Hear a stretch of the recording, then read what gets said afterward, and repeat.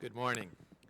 The Judiciary Committee will come to order, and without objection, the Chair is authorized to declare recesses of the committee at any time. We welcome everyone to this morning's hearing on Planned Parenthood Exposed, examining the horrific abortion practices at the nation's largest abortion provider. And I'll begin by recognizing myself for an opening statement. Recently, the nation's attention has been drawn to a series of undercover videos recorded by members of a group called the Center for Medical Progress. These videos contain discussions with representatives of the abortion-providing organization Planned Parenthood regarding the exchange of money for the body parts of unborn children to be used in research. Any discussion of abortion is inherently difficult, as it is unquestionably the taking of a human life. That discussion becomes even more difficult when it turns to the monetary value of the body parts of more developed unborn children, and to the prospect of exposing them to potentially more painful abortions conducted in different ways without the mother's consent to preserve the added value of their more fully developed body parts. Yet these videos force us all to engage in that discussion, one that this committee has been engaged in for some time now, and which now begins its phase of public hearings. There are questions regarding whether there are gaps in the law that should be filled to prevent the types of horrors described in the videos. There are questions regarding whether or not existing federal laws have been violated. The committee is aggressively seeking answers to these questions, but there is no question that the videos are deeply disturbing at a human level. The director of New York University's Division of Medical Ethics said in response to the videos that it's ethically very dangerous to change an abortion procedure for the purpose of collecting the organs of unborn children because then, quote, you're starting to put the mom's health secondary, end quote. One of the unborn baby tissue procurement companies caught on tape has already claimed to have severed its business relationship with Planned Parenthood. The head of Planned Parenthood herself has referred to what her own senior director of medical services said on the videos as unacceptable and personally apologized for it.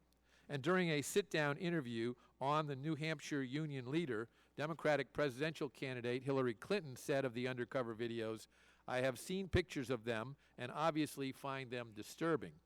When the leading Democratic candidate for president says she finds the videos obviously disturbing, I think we can safely put to rest any allegations that the investigation of these acts is inappropriate. Some members have questioned why our investigation is focused on the conduct of Planned Parenthood and not on the conduct of those who obtained the undercover footage. Part of the answer is that Planned Parenthood, unlike the undercover reporters, is granted huge amounts of federal funds, making it our business as members of Congress, charged with controlling federal purse strings, to do what we can to ensure federal taxpayer dollars are not contributing to the sorts of horrors reflected in the undercover videos.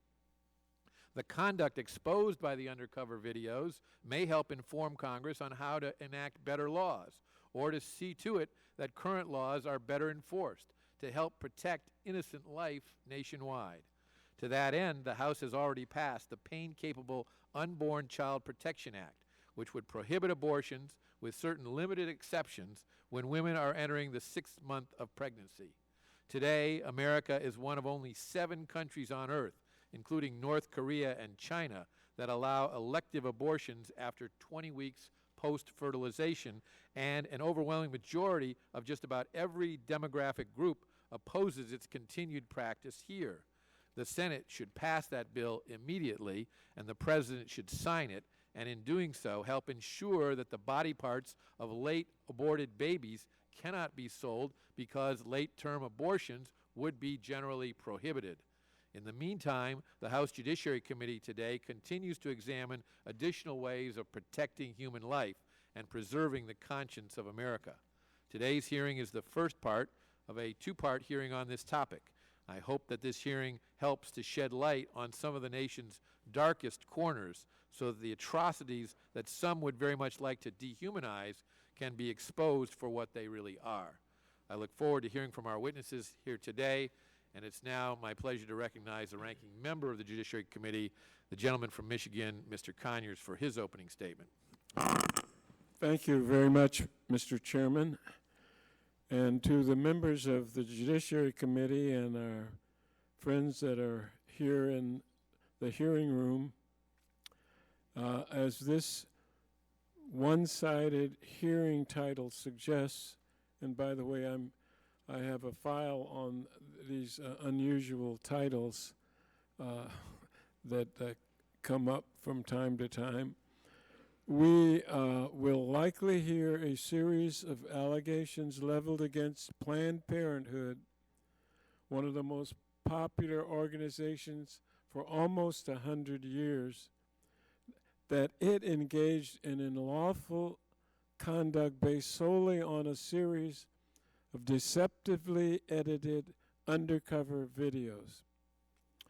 Notably, the Center for Medical Progress, the entity that filmed these videos in which could answer significant and troubling questions about their accuracy and veracity, is not here today. In addition, the majority chose not to invite Planned Parenthood, the target of today's attacks.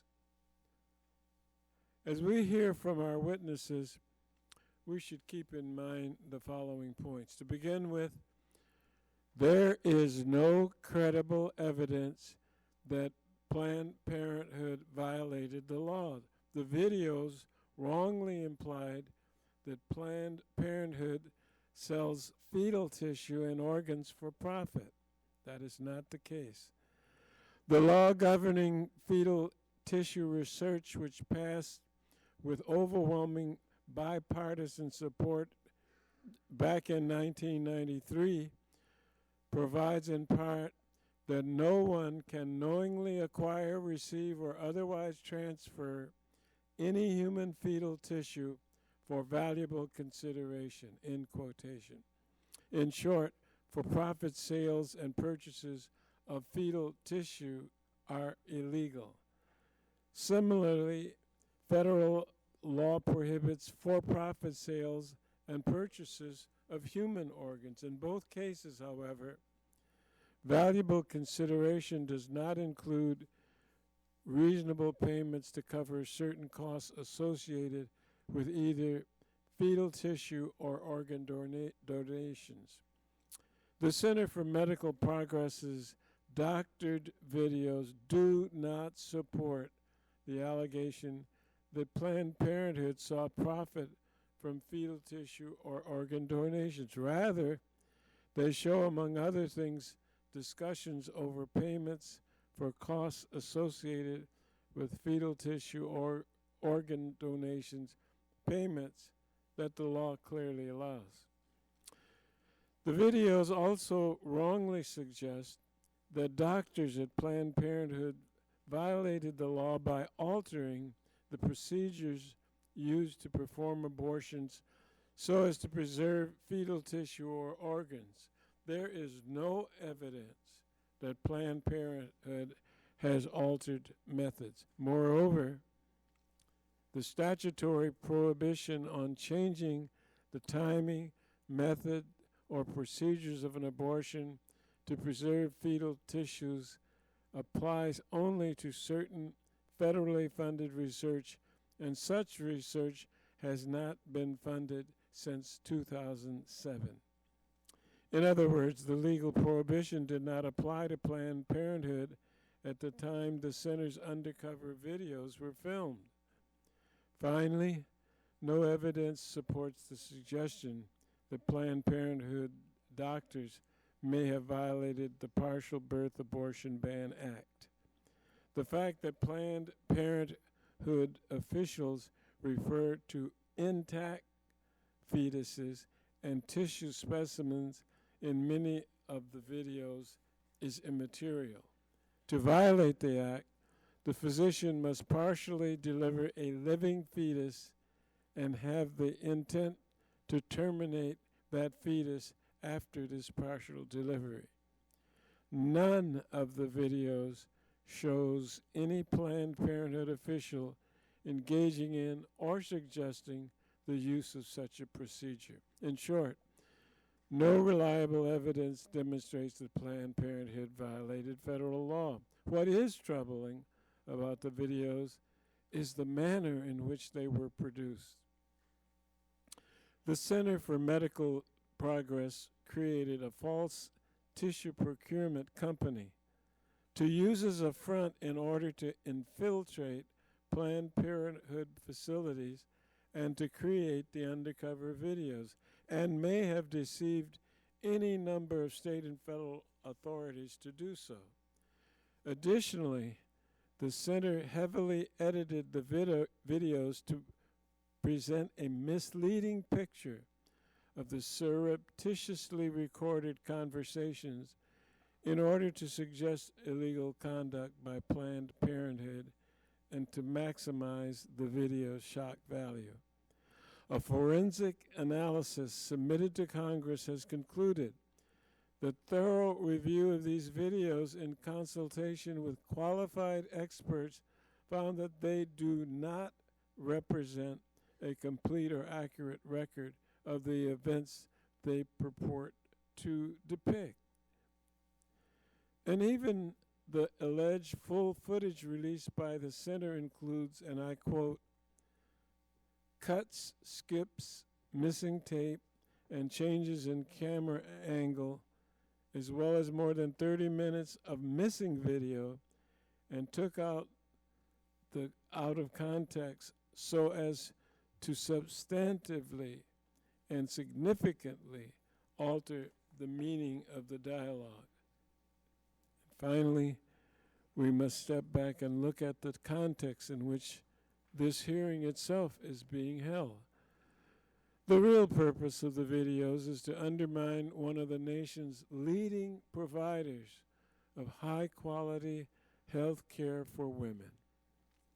Planned Parenthood serves 2.7 million Americans a year, and 1 in 3 women have used Planned Parenthood services by the age of 45. The organization is nearly 100 years old, and some abortion opponents are attempting to use these videos as a pretext to end federal funding for Planned Parenthood. If successful, this effort would hurt those who rely on Planned Parenthood's services, and doing so would not prevent abortions. It is already the case that no federal funds may be used to pay for abortions with certain limited exceptions. Instead, federal funding pays for Planned Parenthood's many critical health services, such as annual wellness exams, cancer screenings, contraception, and to further the study of sexually transmitted diseases. Surely, we in the Congress have better things to do than to spend our time helping to undermine an organization that provides such vital health services. And I thank you, Chairman Goodlatte. The chair now recognizes the chairman of the Constitution and Civil Justice Subcommittee, Mr. Franks of Arizona, for his opening statement. Well, thank you, Mr. Chairman. Mr. Chairman, the United States of America is a unique nation that is premised on the foundation that all of us in the human family were created equal, and that each of us is endowed by our Creator with this unalienable right to live. Yet this committee is convened here today in a hearing titled Planned Parenthood Exposed, examining the horrific abortion practices at the nation's largest abortion provider. Because numerous video recordings have been recently released that incontrovertibly document corporate officers and employees of Planned Parenthood casually discussing their rampant practice of harvesting and selling the little body parts from many of the hundreds of thousands of innocent babies they are guilty of killing in their abortion clinics across this nation every year.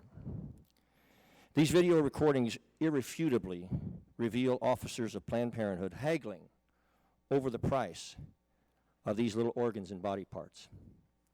and casually describing ways of killing these little babies, often using much more painful methods like partial birth abortion, to make sure the saleable organs of these babies remains undamaged.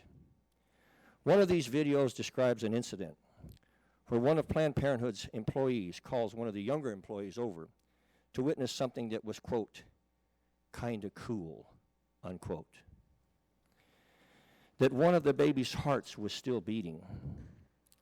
The older employee then said, quote, okay, this is a really good fetus, and it looks like we can procure a lot from it. We're going to procure a brain, unquote. And then using scissors, together the two employees, starting at the baby's chin, cut upward through the center of this child's face and pulled out the baby's little brain and placed it in a container where it could later be sold. Mr. Chairman, I find it so crushingly sad that the only time this little baby was ever held by anyone in his short life was by those who cut his face open and took his brain. Have we forgotten that it was not so long ago that authorities entered the clinic of Dr. Kermit Gosnell? They found a torture chamber for little babies that describes, it really defies description within the constraints of the English language.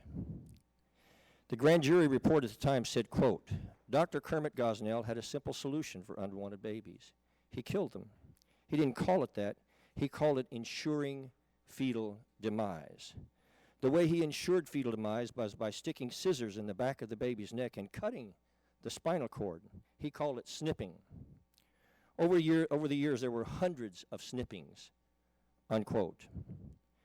Ashley Baldwin, one of Dr. Gosnell's employees, said she saw babies breathing, and she described one as 2 feet long that no longer had eyes or mouth, but in her words was making this screeching noise, and it, quote, sounded like a little alien. And yet the President of the United States of America and many members of Congress have not uttered one single syllable against these gut-wrenching atrocities of Kermit Gosnell or Planned Parenthood. For God's sake, is this who we truly are? The fact is, Mr. Chairman, that more than 18,000 late-term, pain-capable unborn babies were torturously killed without anesthesia in America in just the last year. Many of them cried and screamed as they died, but because it was amniotic fluid going over the vocal cords instead of air, we couldn't hear them. It is the worst human rights atrocity in the history of the United States of America. Now, I know that many of you on this committee will hold to the standard line and try to cloak all of this in the name of freedom of choice. But I beg you to open your own hearts and ask yourselves, what is so liberating about brutally and painfully dismembering living, helpless little human babies? In spite of all the political noise, protecting these little babies and their mothers is not a Republican issue, and it is not a Democrat issue. It is a basic test of our humanity and who we are as a human family. Mr. Chairman, the sands of time should blow over this Capitol dome before we ever give Planned Parenthood another dime of taxpayer money. And in the name of humanity, Democrat senators should end their filibuster against the Pain-Capable Unborn Child Protection Act in the U.S. Senate, because passing it would prevent the vast majority of these evil acts by Planned Parenthood. These videos have now so clearly shown to the entire world. With that, I yield back, Mr. Chairman. The chair thanks the gentleman and now recognizes the ranking member of the Constitution and Civil Justice Subcommittee, the gentleman from Tennessee, Mr. Cohen, for his opening statement. Thank you, Mr. Goodlatte. First, I want to say that this is one of the issues that divides this country and has for 40-some-odd years.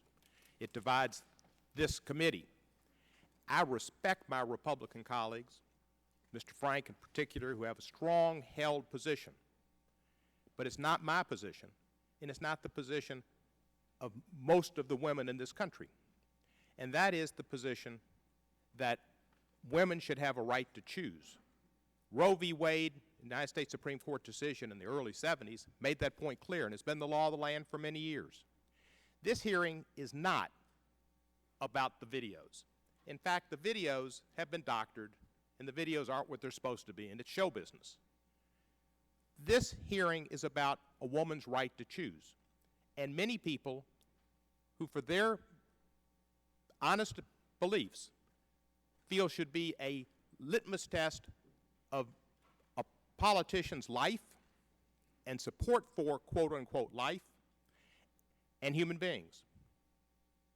They want to outlaw abortion, and they won't be happy until abortion is outlawed in the United States of America. That's what this hearing's about. And if you'll notice, the testimony has been about abortion, and that issue is raised again.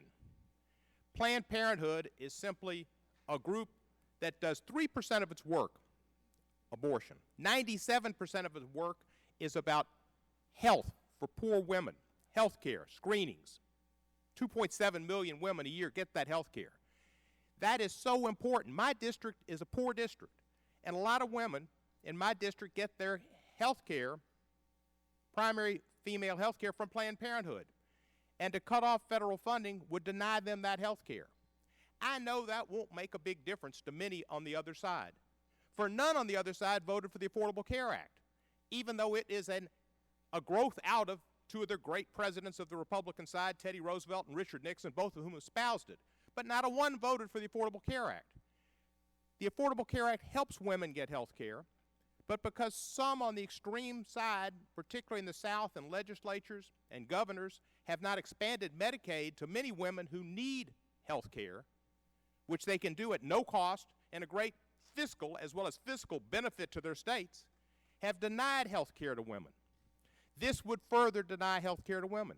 You cannot get, Planned Parenthood cannot use, because of law, been on the books since the 70s, any federal funds for abortion. That's outlawed unless it's the life of the mother, incest, exceptions, rape, incest, life of the mother. With the exception of those three exceptions, you can't use federal funds for abortions anyway. So we're talking about a nullity. This is the government takeover of health care, the death panel in health care, the Benghazi of health care hearing. It's a way to get attention to an issue that these people want to highlight. I don't doubt their sincerity in wanting to highlight it. But it's just wrong in 2015. We should be going forward and not backwards in this country.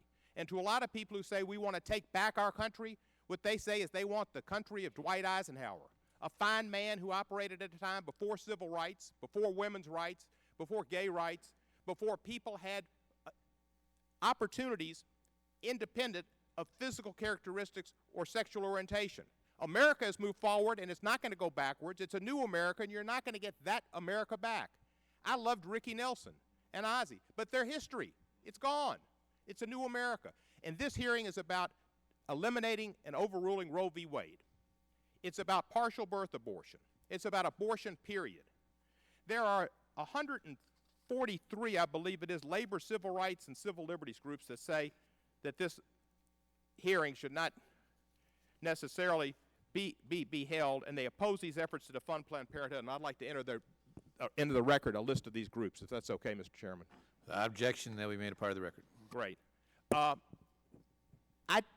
value the Republicans' opinions. They are strong felt, and I understand that. And there's a big difference in this country. But for me, Planned Parenthood is part of my DNA. It is one of the finest organizations in this country. It helps women, women of color, poor women, and it gives them choice, as the Supreme Court gave them choice. It's about upholding the law of the land. A lot of people here wouldn't want the law of the land to be held up in that county in Kentucky where some woman refused to do what the Supreme Court told her, and they made her a hero. I say fund Planned Parenthood. It doesn't deliver abortions with federal funds. This hearing is about abortion, and I support Roe v. Wade. And I yield back the balance of my time. Without objection, all other members' opening statements will be made a part of the record. We welcome our distinguished witnesses today, and if you'd all please rise, I'll begin by swearing you in.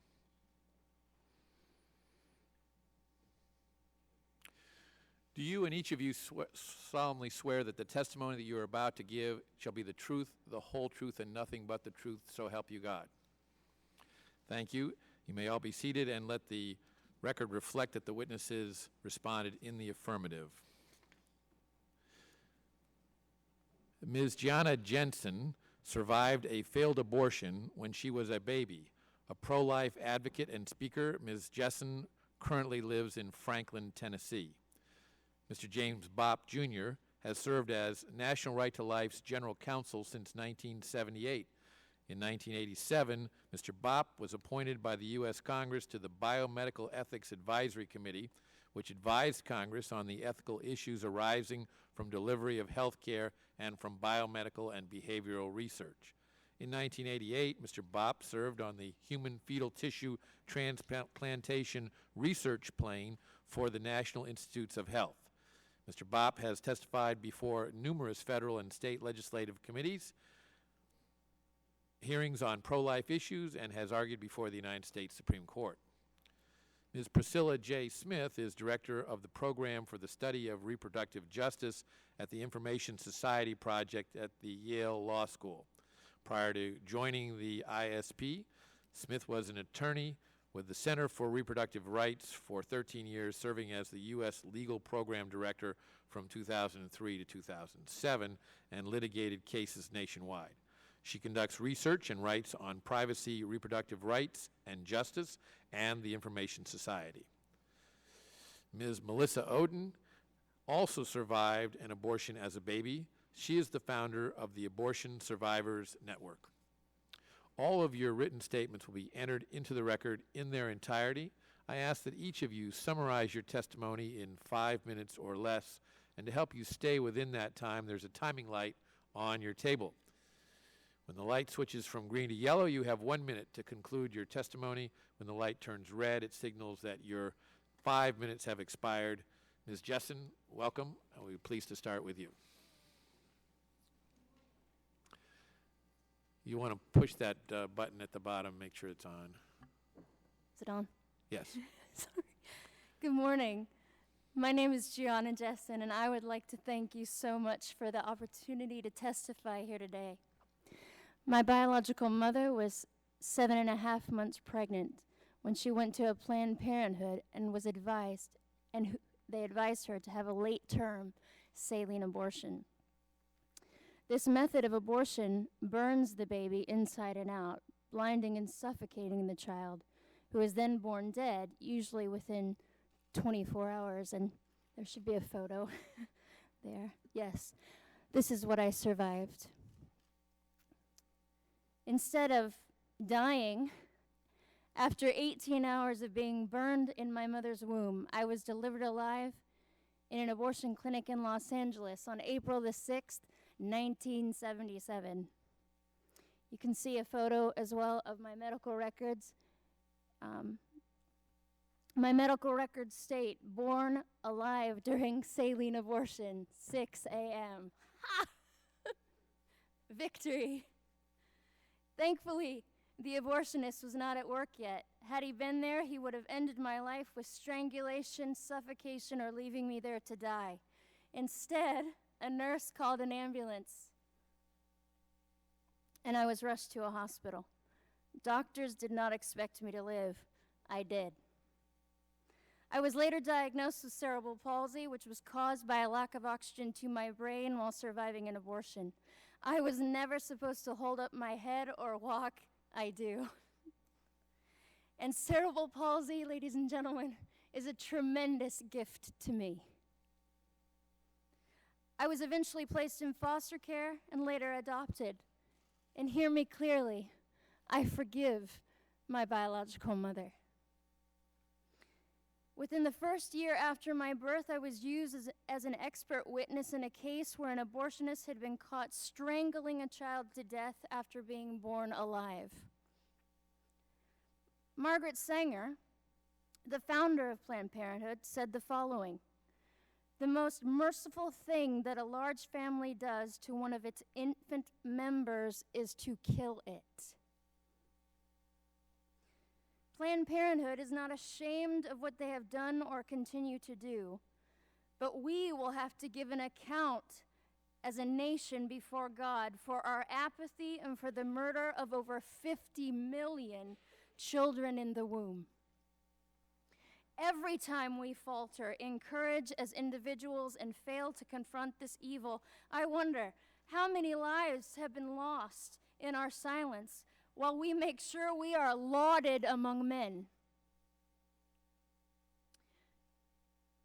and that we don't offend anyone. How many children have died and been dismembered and their parts sold for our ego, our convenience, and our promiscuity? How many Lamborghinis were purchased with the blood of innocent children? The blood that cries to the Lord from the ground, like that of the blood of Abel. Not one of them, ladies and gentlemen, is forgotten by him.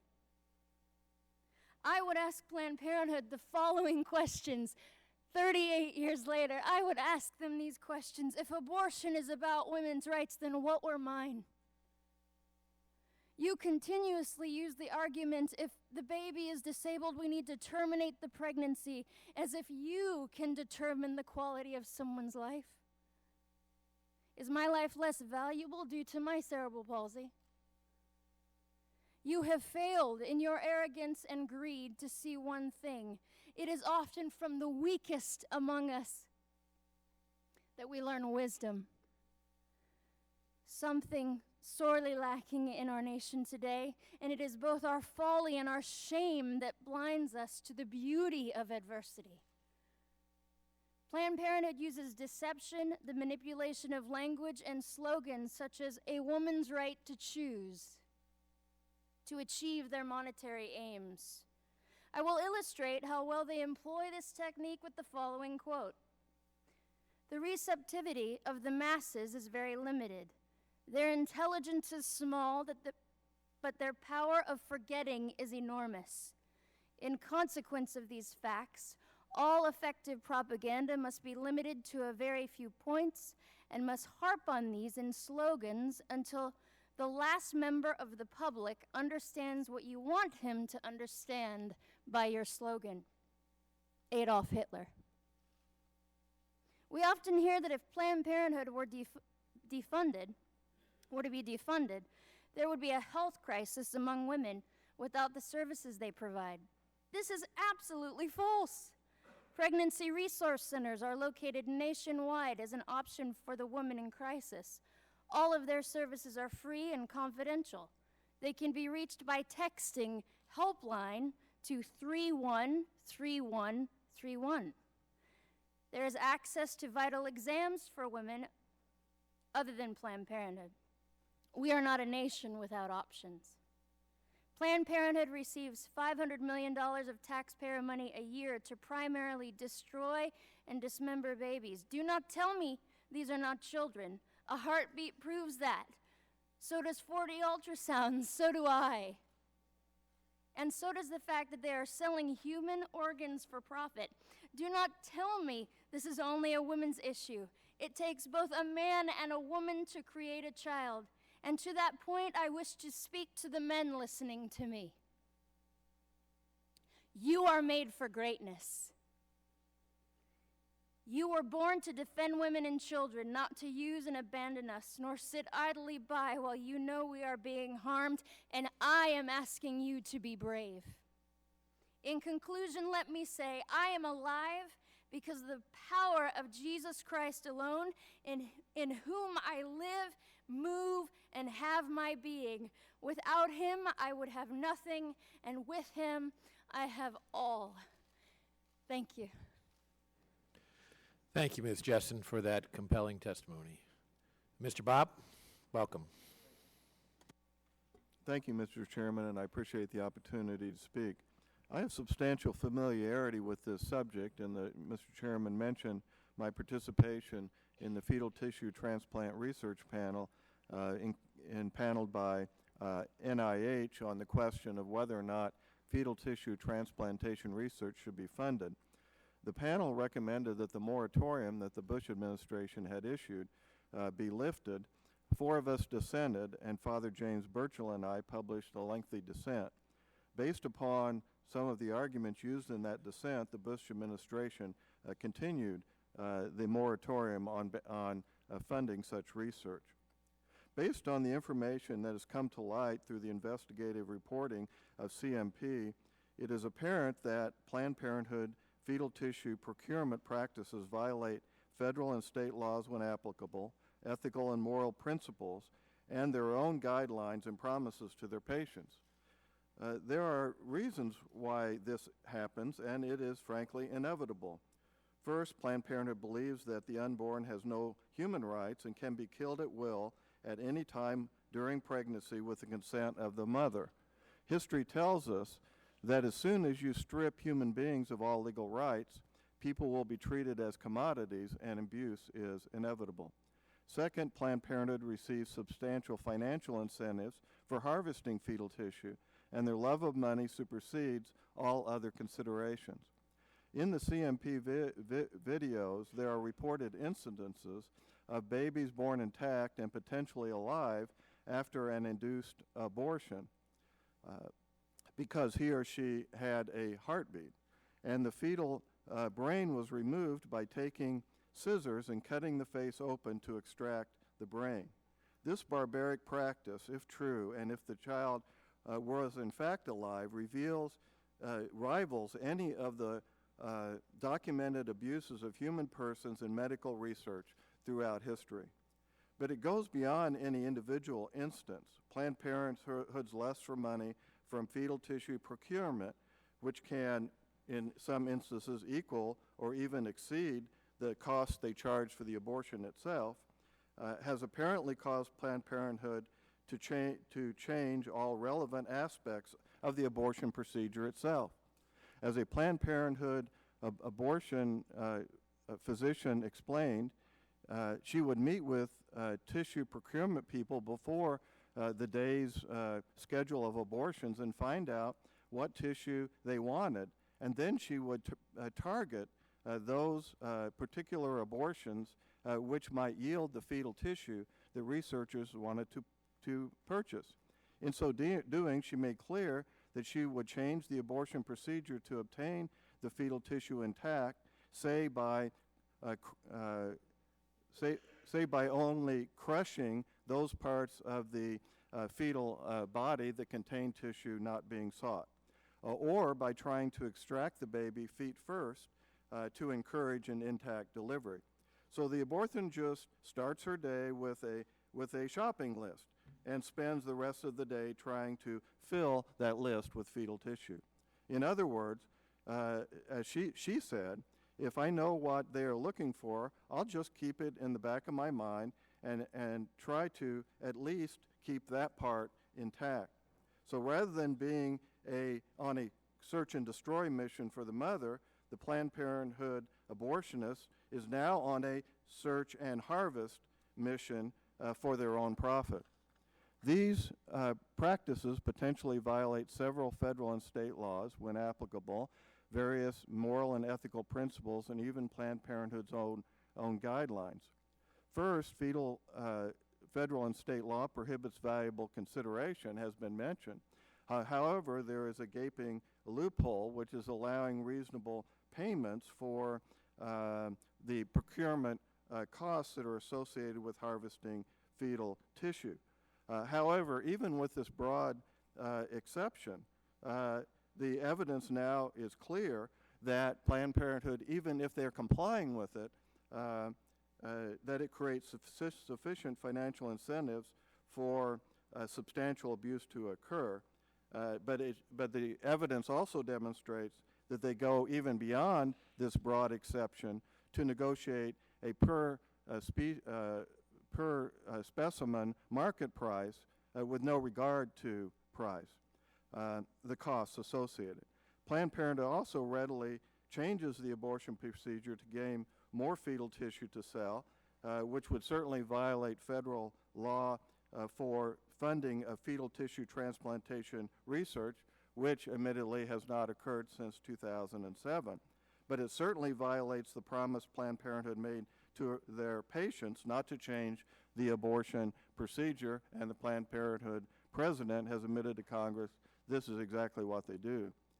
And the Planned Parenthood may not even get consent to obtain the donations as required by many federal and state laws, and there is evidence that technicians simply grab whatever tissue is available regardless of the cost. But finally, there is substantial evidence that children are born intact and alive, and they are killed for their tissue. Federal law prohibits, through the Partial Birth Abortion Ban Act and the Born Alive Infant Protection Act, prohibits killing live born infants after an induced abortion, either during delivery or after delivery. This law, passed in 2000, is an important but limited purpose, and that is a child born alive after an induced abortion has the same legal rights as the rest of us. It is not dependent upon the desires of the mother. There is no right to a dead baby as a result of the abortion. And finally, that it is not viability but being born alive, which is a critical legal point. There is now, however, sufficient evidence, both from CMP and otherwise, that abortionists are not taking these legal protections seriously, and general criminal law is just too blunt an instrument to provide sufficient legal protection for live-born infants when abortion clinics have financial incentives to encourage intact and potentially live-born infants who they could then kill to harvest their fetal tissue. This law needs to be updated to ensure that live-born infants are not killed, but that they also receive appropriate care just like everyone else. Thank you. Thank you, Mr. Bopp. Ms. Smith, welcome.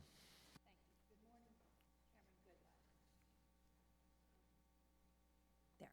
Okay, great. I'm an associate research scholar in law at Yale Law School, where I direct the program for the study of reproductive justice.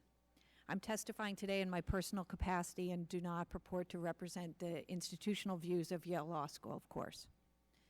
Thank you for the opportunity to testify.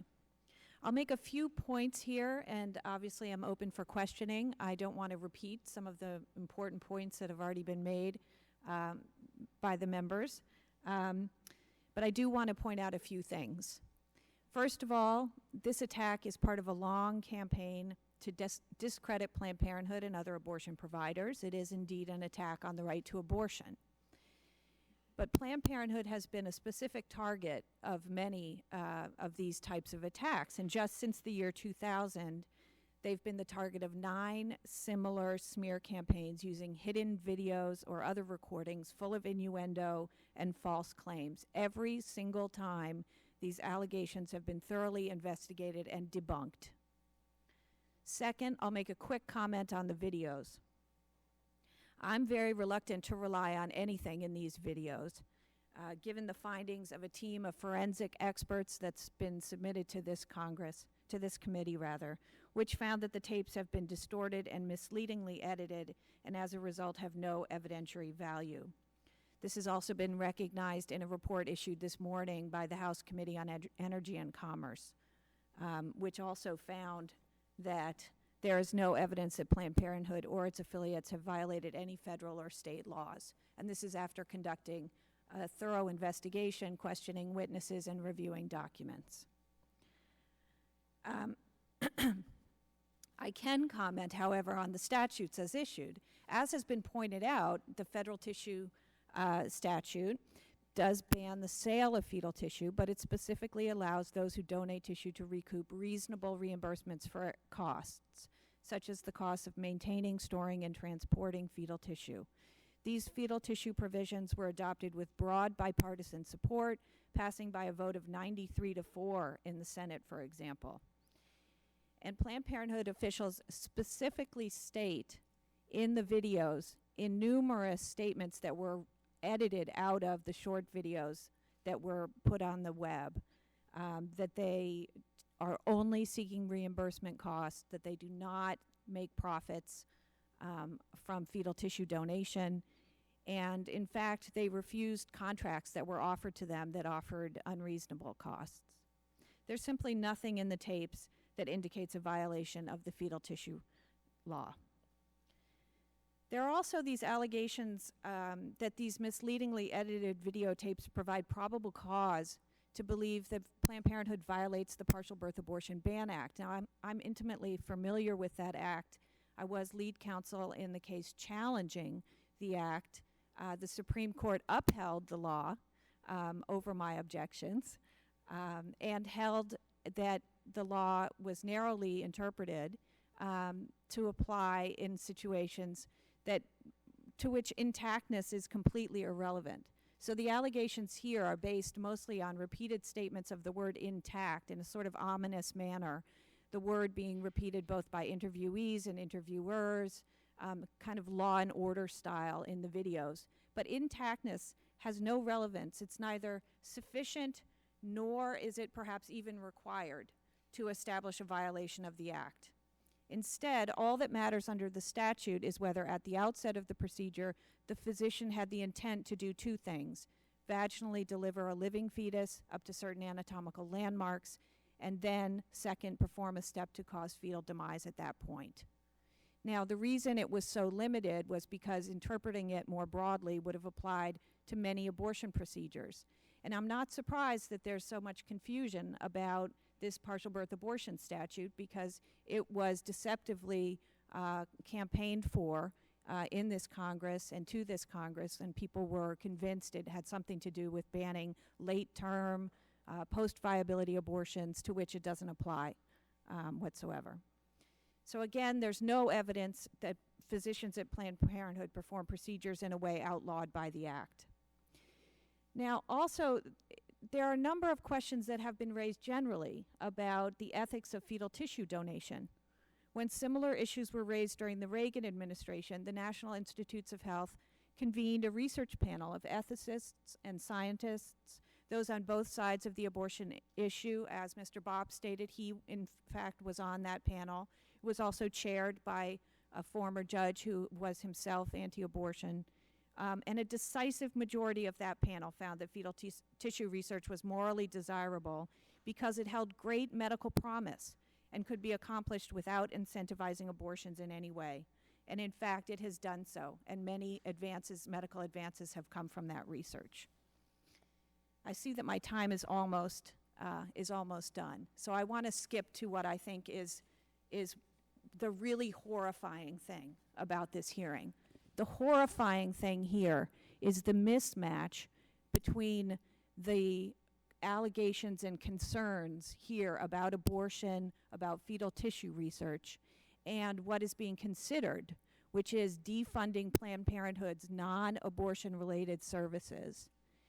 As Judge Kavanaugh of the D.C. Circuit explained recently in his dissent from the denial of rehearing en banc in Priests for Life, providing seamless access to contraceptives, which is a large portion of what Planned Parenthood does, reduces the number of unintended pregnancies. It furthers women's health. It advances women's personal and professional opportunities, reduces the number of abortions, and helps break a cycle of poverty.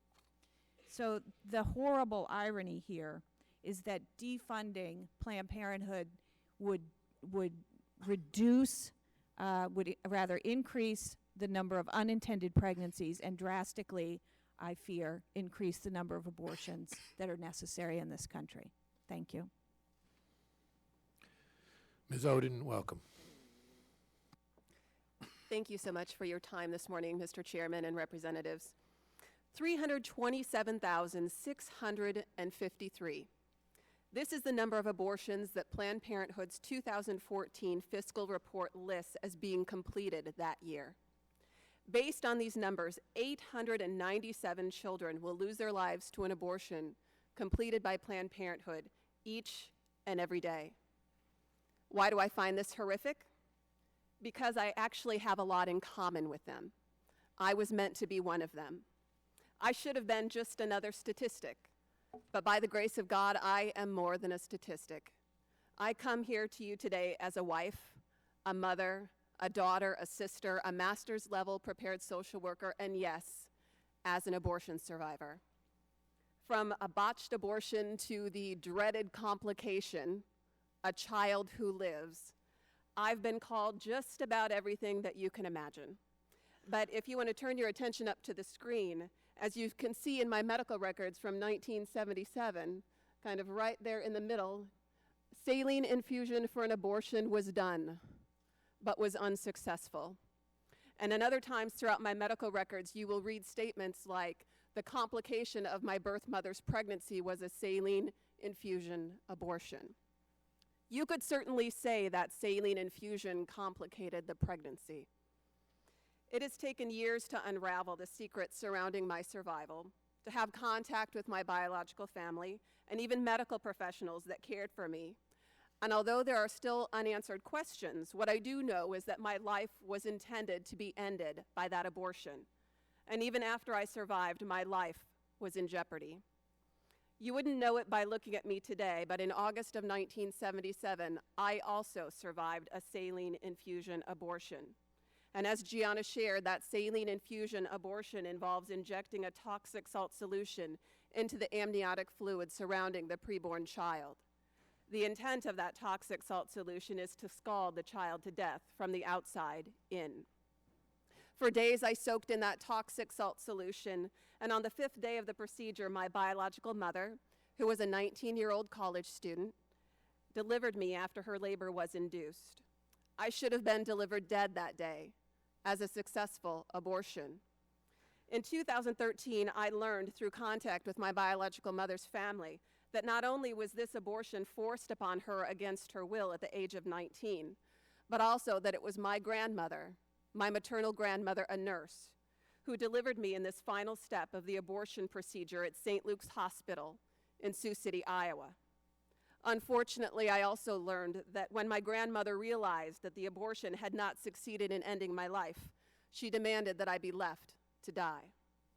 I may never know how exactly 2 nurses who were on staff that day found out about me, but what I do know is that their willingness to fight for medical care to be provided to me ultimately sustained my life. And I know where children like me were left to die at St. Luke's Hospital. I met a nurse there who delivered a child much like me in 1976. She delivered a little boy after a failed saline infusion abortion, but she followed her superior's orders, and she placed him there in a utility closet in a bucket of formaldehyde to be picked up later as medical waste after he was left there to die alone. A bucket of formaldehyde in a utility closet was meant to be my fate after I survived that abortion attempt. I weighed a little less than 3 pounds when I survived.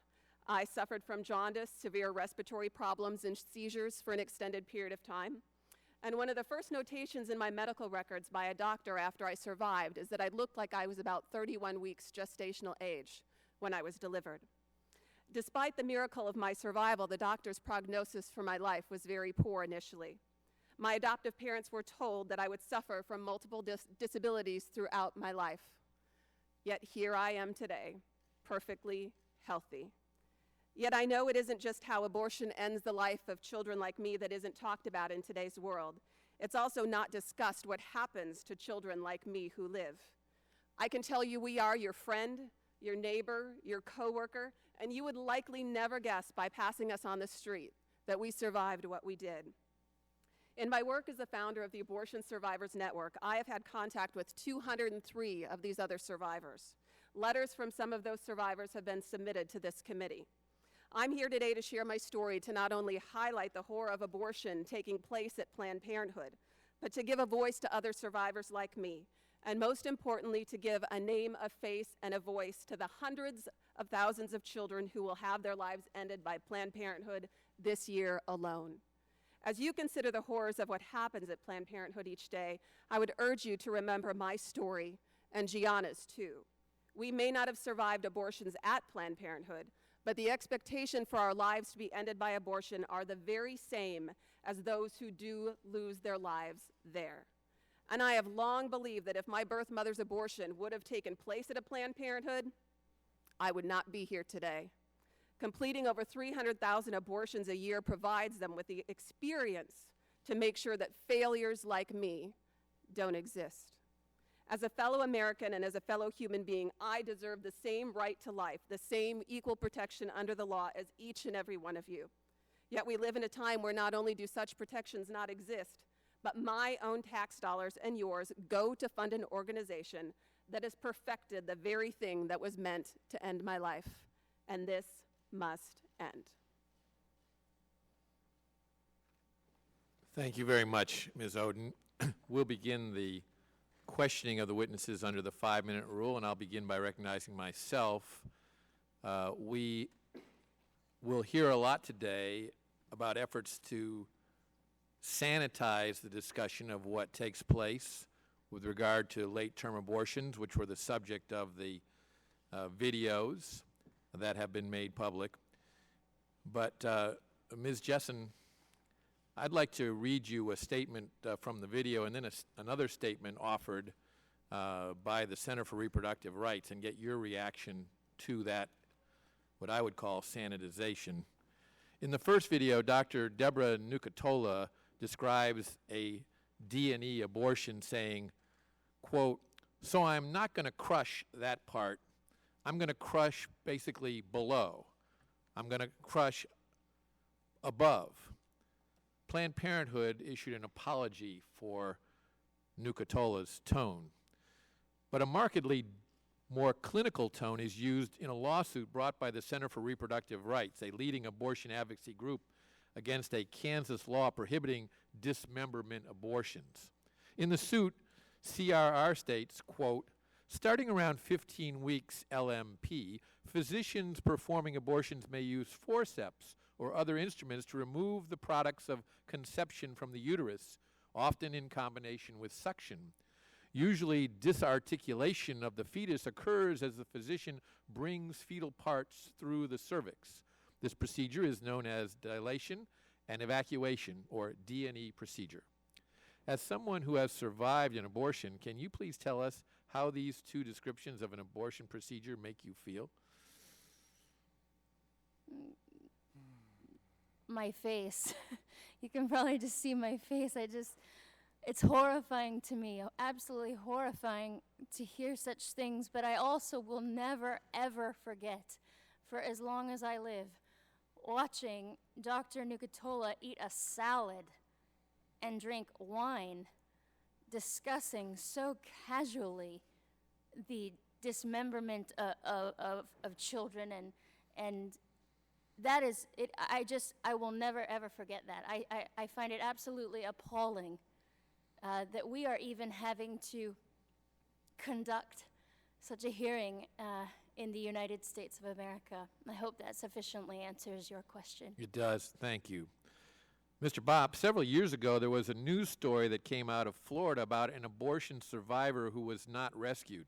Instead, according to World Magazine, the child was born alive in a toilet while the mother sought anxiously for someone at the abortion clinic to help her baby, but no one would help and the baby died.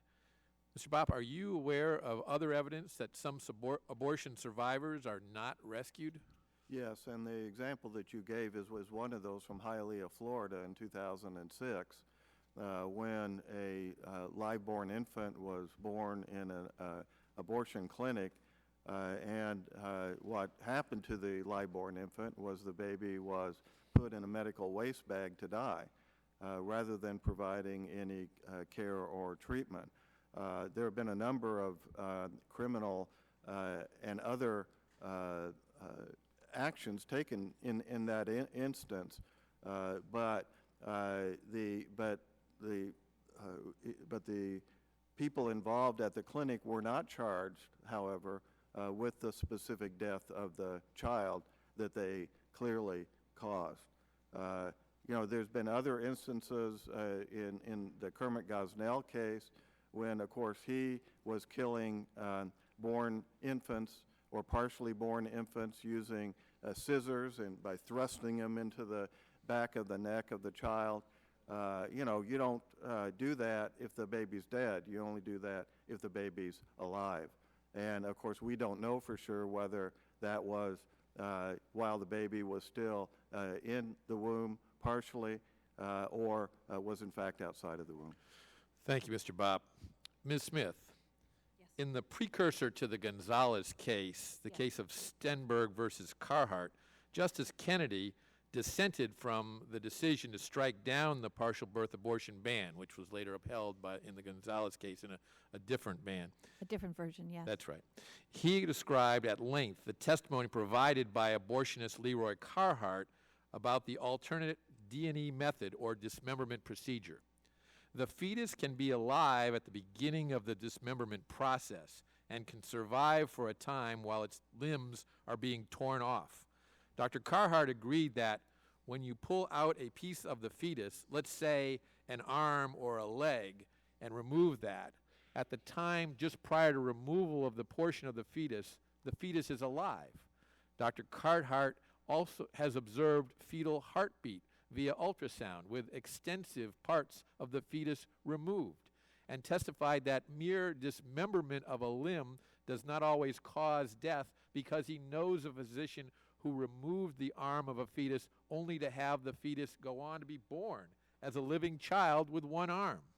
At the conclusion of a D&E abortion, no intact fetus remains. In Dr. Carhart's words, the abortionist is left with a tray full of pieces. Justice Kennedy said, the fetus, in many cases, dies just as a human adult or child would. It bleeds to death as it is torn from limb. Ms. Smith, do you believe this practice represents a humane way to die? Let me separate, which I think something that's getting confused here in this hearing again and again, which is procedures performed on pre-viable fetuses and procedures that are performed on viable fetuses. Both of the women here on this panel are here today because they were viable at the time the procedures were performed.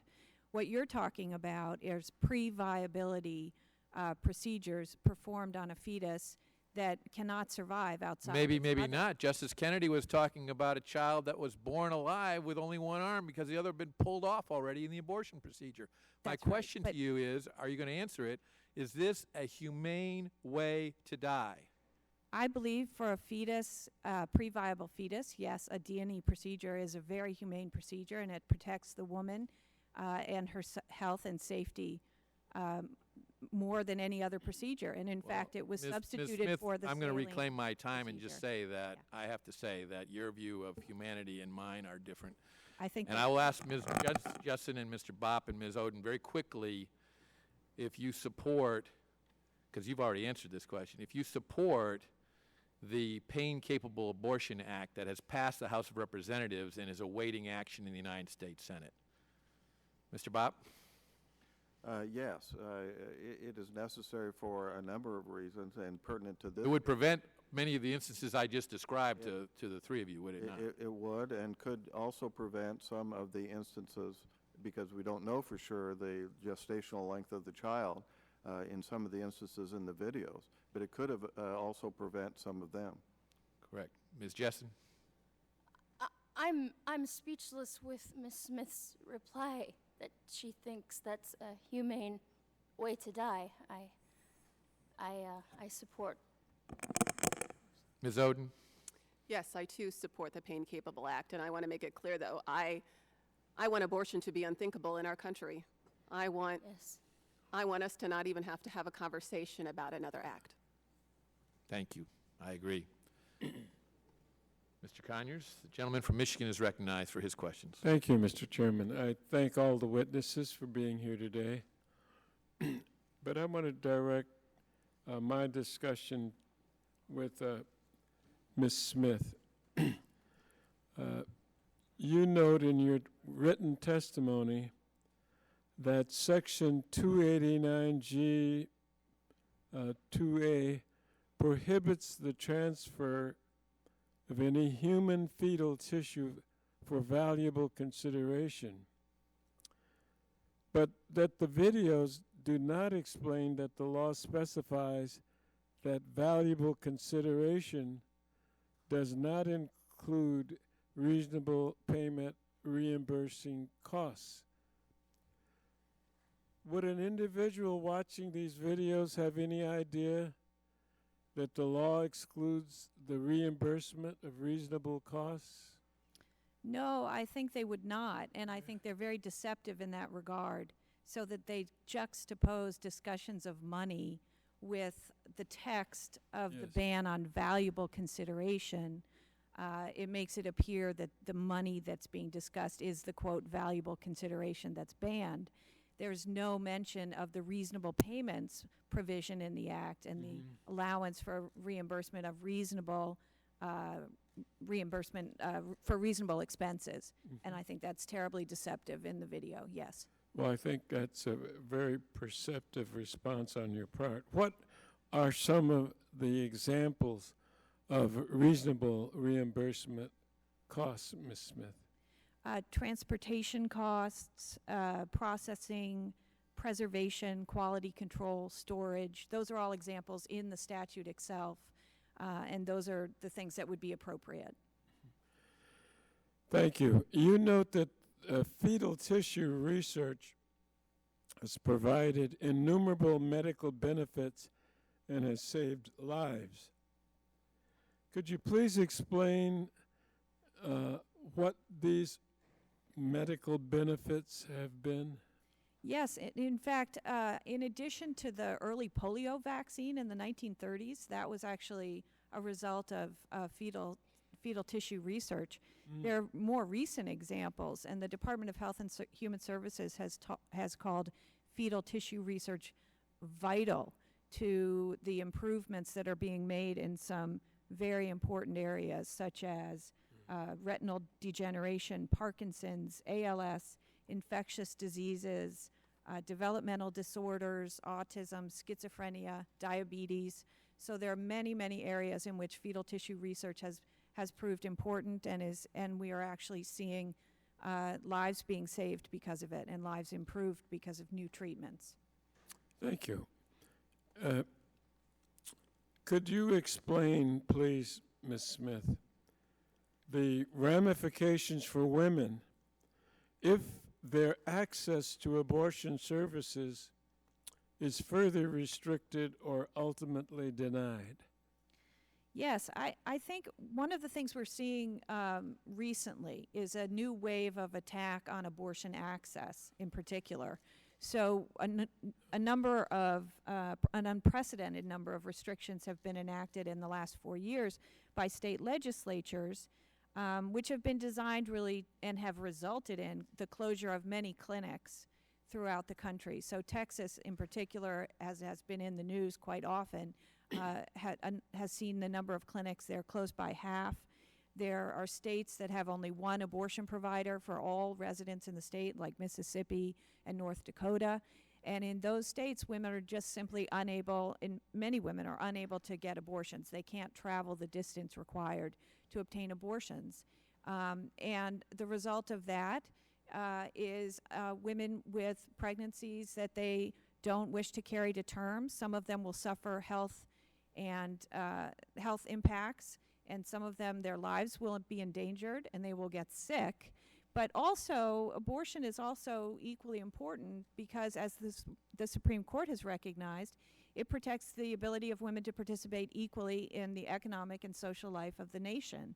As Justice Ginsburg put it, abortion preserves a woman's autonomy to determine her life's course and thus to enjoy equal citizenship stature.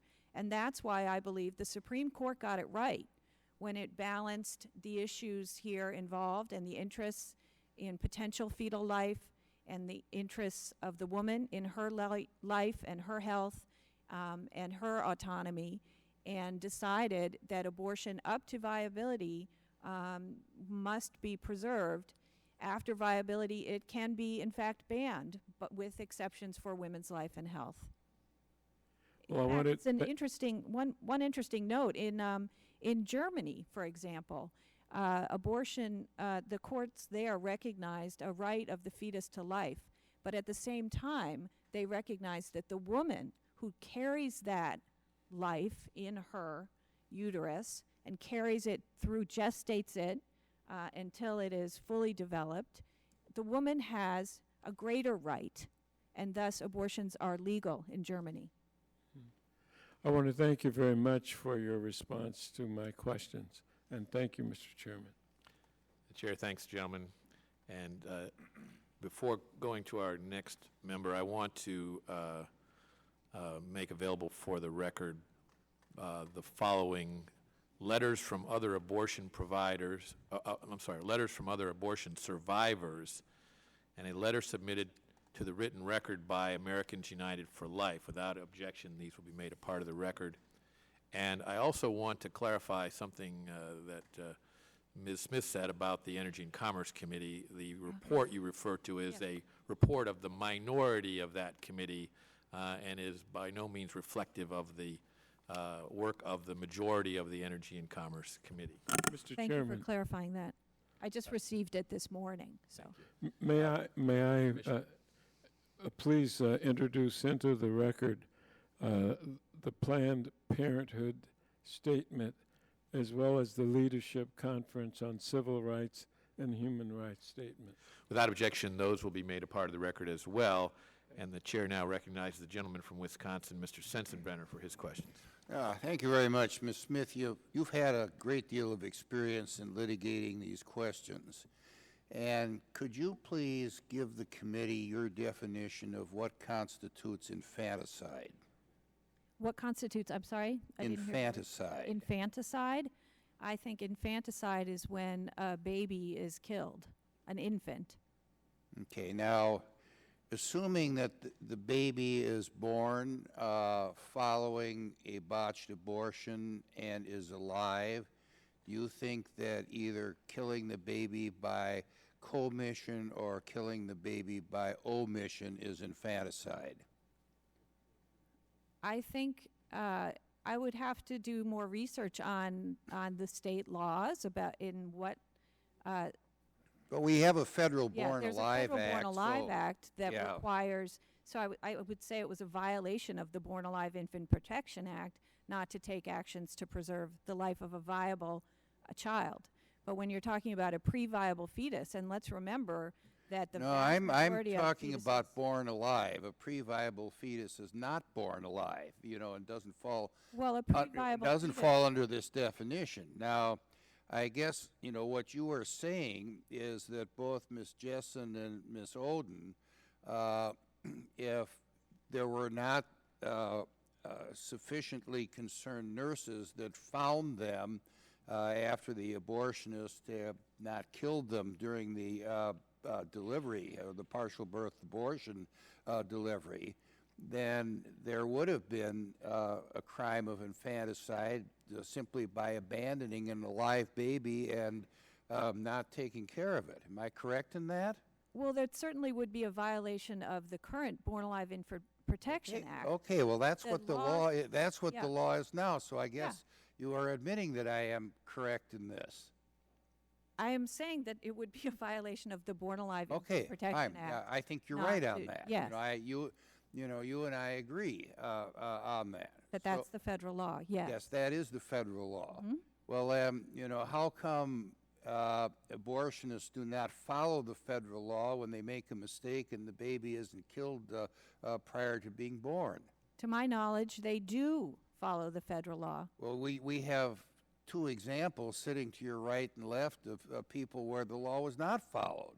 Well, the And Born even- Alive Infant Protection Act wasn't in place. I know it born, wasn't, but I so- started out by asking you to define infanticide, and there were murder laws that were on the books even before Born Alive. Yes, the most murder laws in the country require if a fetus is born alive, then it becomes a person. So then an act taken to, in fact, cause demise at that point would be murder in most And in if most they states. didn't do anything to save An the act of child's life, omission. would it be manslaughter? I don't know if an act of omission would have qualified in those cases. I'm not familiar with the old cases on that. Okay. And I don't think that they were very common. So I think we would have heard a lot more about it if they were. Oh, okay. And certainly now, Well, we would be hearing a lot about it if when it happens now, and we have two witnesses who were born alive. you know, In the granted, 1970s, yeah. infanticide laws were on the books in most states without the Born Alive Protection Act, and they're here. Now, I guess my question is you are a lawyer, you have been advising Planned Parenthood. No, In I've terms never of- actually invited. Well, I've you never advised Planned Parenthood. represented their interests before the Supreme Court of the United States. I actually didn't. I was counsel for different plaintiffs in that case, but Planned Parenthood was they were. Oh, I'm a sure separate Planned case. Parenthood didn't So. disagree with anything you said to the court, right? Probably not. Okay, well, good. We'll assume I that. hope not. We'll assume that for the sake of argument. Now, you know, whether or not Planned Parenthood broke the law, when Congress sets budgeting priorities, you know, we have to decide what's important and what isn't, and which has a higher priority and should be funded, and which has a lower priority and should not be funded in the age of a $19 trillion deficit. Right. Now, could you please tell us why Planned Parenthood needs to get over $500 million of federal funding every year when there are other pressing needs such as feeding hungry children that maybe we should put that money into? Let's be clear that Planned Parenthood is not getting any federal funding for abortions. What Well, Planned money is Parenthood gets- fungible, Ms. Smith. You know, you and I know that money is fungible. I don't believe that's So the true. question is, you know, whether Congress should appropriate another $500 million plus to Planned Parenthood when we could be spending that money on feeding hungry children. This is a question of priorities. I'd like to know what your priority is, Planned My Parenthood priority- or feeding hungry children. My priority, I think funding Planned Parenthood and the services it provides is equal to feeding children, because what Planned Parenthood does is preserve women's lives that are the mothers of those children. It provides contraception How can they to be women. the mothers of the children when children are aborted through Planned Parenthood? Because many women go to Planned Parenthood who have children and have families. In fact, even women who are obtaining abortions, 60% of women obtaining abortions in this country already have at least one, if not more Okay. or more children. Uh, So women Well, are I guess often your mothers that get priorities are abortion. different than mine. My Uh, priorities are funding Planned Parenthood's excellent, high-quality, comprehensive health care services that go to low-income women throughout this country, women who otherwise would become pregnant unintendedly and who would then need abortions. So I would think, as somebody who opposes abortion, you would in fact support, as does Judge Kavanaugh of the D.C. Circuit, the funding of contraceptive services to reduce unintended pregnancies and to reduce the number of abortions. It's really a no-brainer. It makes no sense not to fund those services if you want to reduce the number of abortions. Well, I don't think there's statistics that indicate that that's the case. There I'm way absolutely out are. of time, so I'll yield back. The chair thanks the gentleman and recognizes the gentleman from New York, Mr. Nadler. Mr. Chairman, first of all, before I begin my 5 minutes, I ask unanimous consent. I ask unanimous consent to insert into the record a letter from 56 national faith-based and religious groups supporting Planned Parenthood.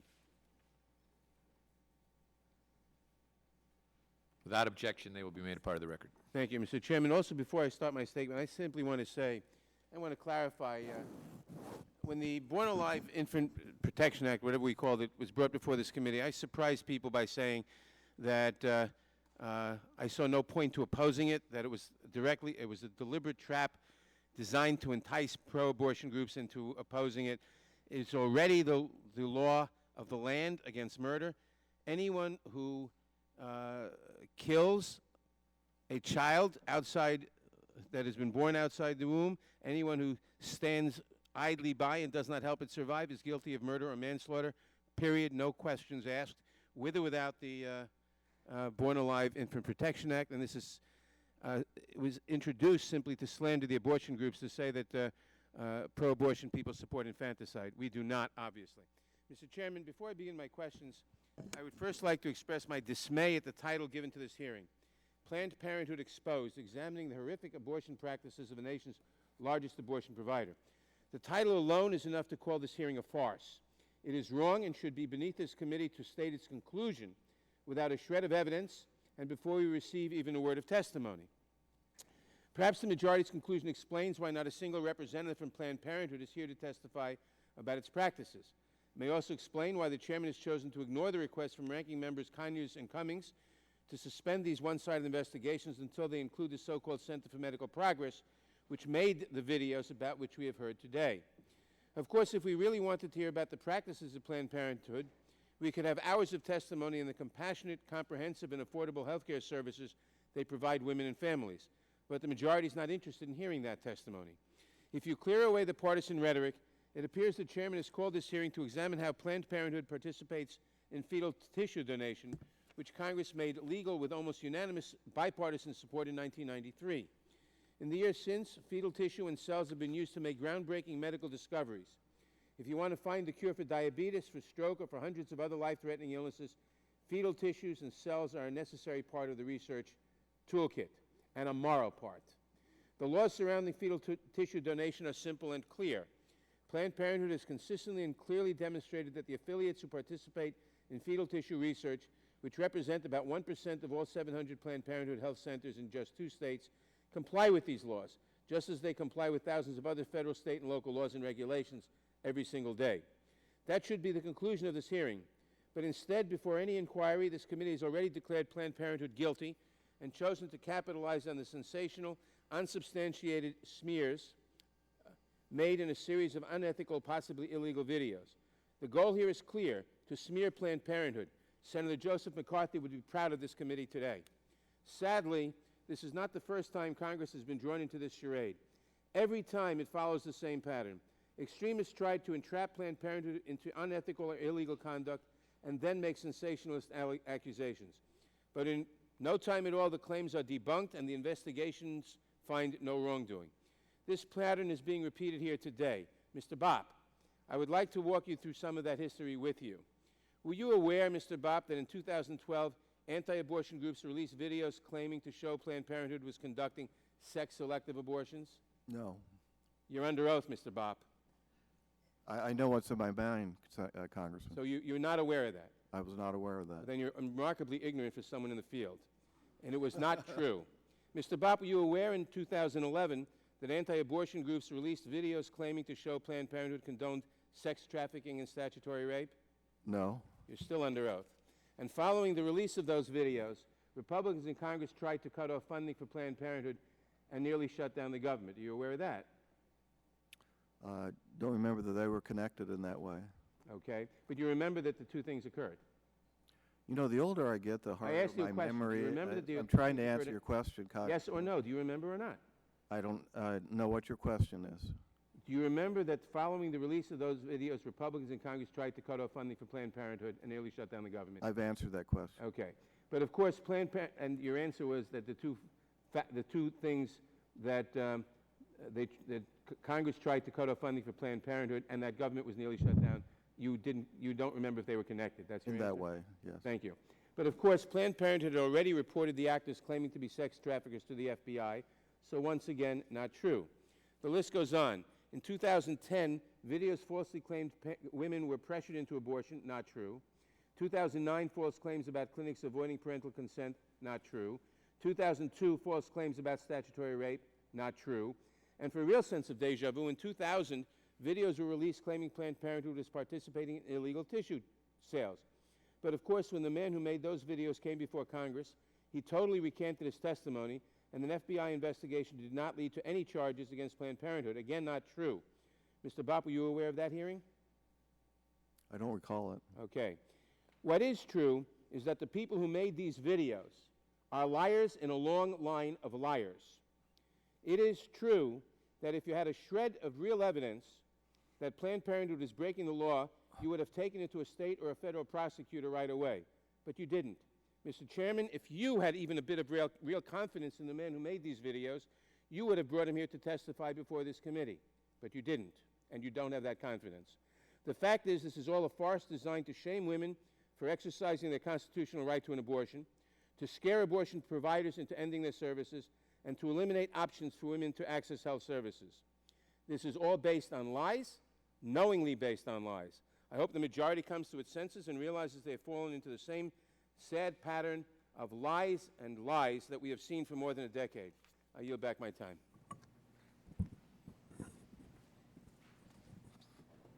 Chair recognizes Mr. Forbes from Virginia for 5 minutes. I want to start, Mr. Bott, by apologizing for anybody in this committee calling any witness that comes before this committee remarkably ignorant, and I apologize for that statement, even though it wasn't made by us. I can understand the voices on the other side of this committee who would say, please don't look at the video. This is not about the video. We don't want to talk about the acts in the video, kind of like the Wizard of Oz. Pay no attention to the man moving those levers behind there. What I cannot understand is that those same voices cannot say that there is no act that's too far. There's no act that's too brutal. There's no act that's not acceptable, even for Planned Parenthood. And they want to talk about dollars. Ms. Odom, if you're correct on the number of abortions, even though they don't report these numbers, based on the best evidence we had, you're talking about $147 million for abortions last year that went at big dollars. And what just startles me is when I hear Mrs. Smith say, and I want to read this again. This is Justice Kennedy. It's what the chairman stated. This is Justice Kennedy's statements, not mine. He says this, he said, he described at length the testimony provided by abortionist Leroy Carhart about the alternate D&E method or dismemberment procedure. This is what he said in court. And Mrs. Smith doesn't say that's wrong. She doesn't say that's inaccurate. Here's what it says. The fetus can be alive at the beginning of the dismemberment process and can survive for a time while its limbs are being torn off. Dr. Carhart agreed that when you pull out a piece of the fetus, let's say an arm or a leg, and remove that at the time just prior to the removal of the portion of the fetus is alive.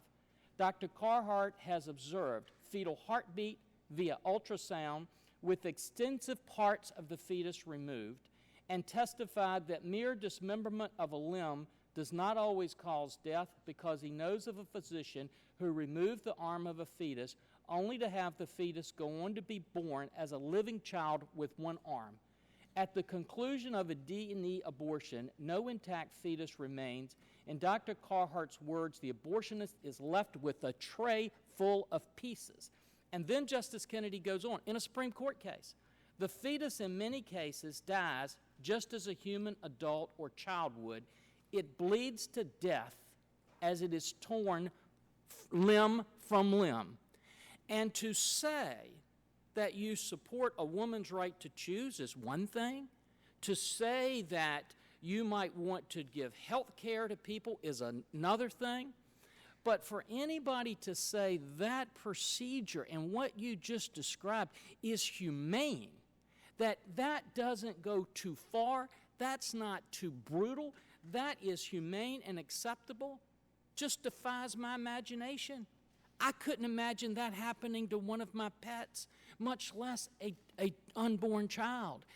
And then when I look, Mrs. Smith, I know you state that you're with, you're Associate Research Scholar in Law and Senior Fellow and Director for a Program for the Study of Reproductive Justice at Yale Law School, and I know you're here in your own personal capacity today. But I just wonder, does Yale have any study for the rights of individuals like Mrs. Jessen or Miss Odom to be born without cerebral palsy? Because there was a lot of questions when Mr. Sensenbrenner was raising those issues a while ago that are apparently unanswered. Are there any such studies up there that would dare suggest the right of one of these children not to be born with one arm? And Mr. Chairman, that's what just baffles me about this, not that we have disagreements, but that none of those voices that cry out, don't look at this act, don't look at this act, can find no point that's too far, no point that's too brutal, no point that's inhumane, and then they dare suggest that we are extreme. And with that, Mr. Chairman, I just thank you for this hearing, and for our witnesses coming here today, thank you for being here, and I yield back. Thank you, Mr. Forbes.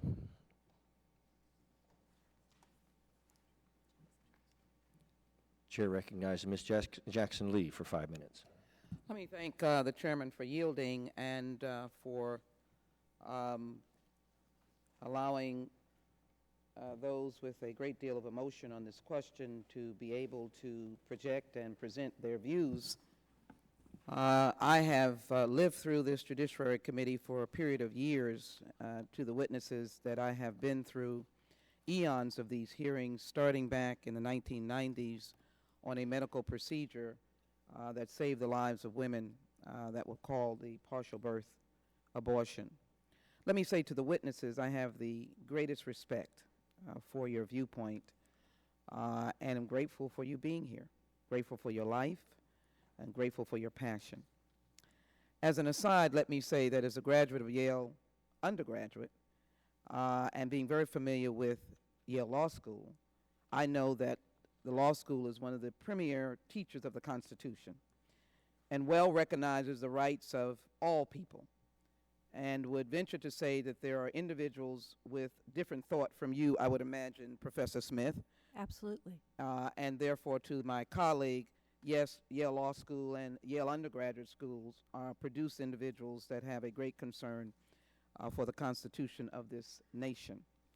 So let me begin my questioning and to ask Mr. Bopp, would you join in a request to the director of the National Institutes of Health to suggest convening a expert panel to relook at expert panel on fetal tissue research? Would you join in that request? I haven't considered that question. Well, would you? I'm giving it to you now. I'm not prepared Would to you, testify under oath whether I agree with that or not. I'm sorry, pardon me? Question. Do you think it's a good idea if we have such a dispute here about fetal tissue research? Would it be a good idea?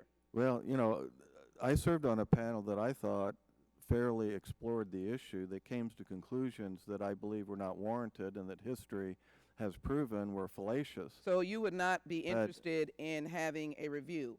I Let me don't say know that what I thank you for your answer. don't Let know me what say benefit that would be. I thank you for your answer. Let me say that the Planned Parenthood is complying with the Fetal Research Commission under President Reagan. You may have been one of those that did not agree, but I would argue that the consensus came out and the panel found that it was an acceptable public policy to support transplant research with fetal tissue, and as well developed a guideline that said the research in question is intended to achieve significant medical goals. Professor Smith, is it not true, and this question has been asked again, but I think it should be asked over again, that out of this long journey of fetal tissue research, the impact in medicine has been overwhelming, dealing with issues of polio, measles, rubella, Rh disease?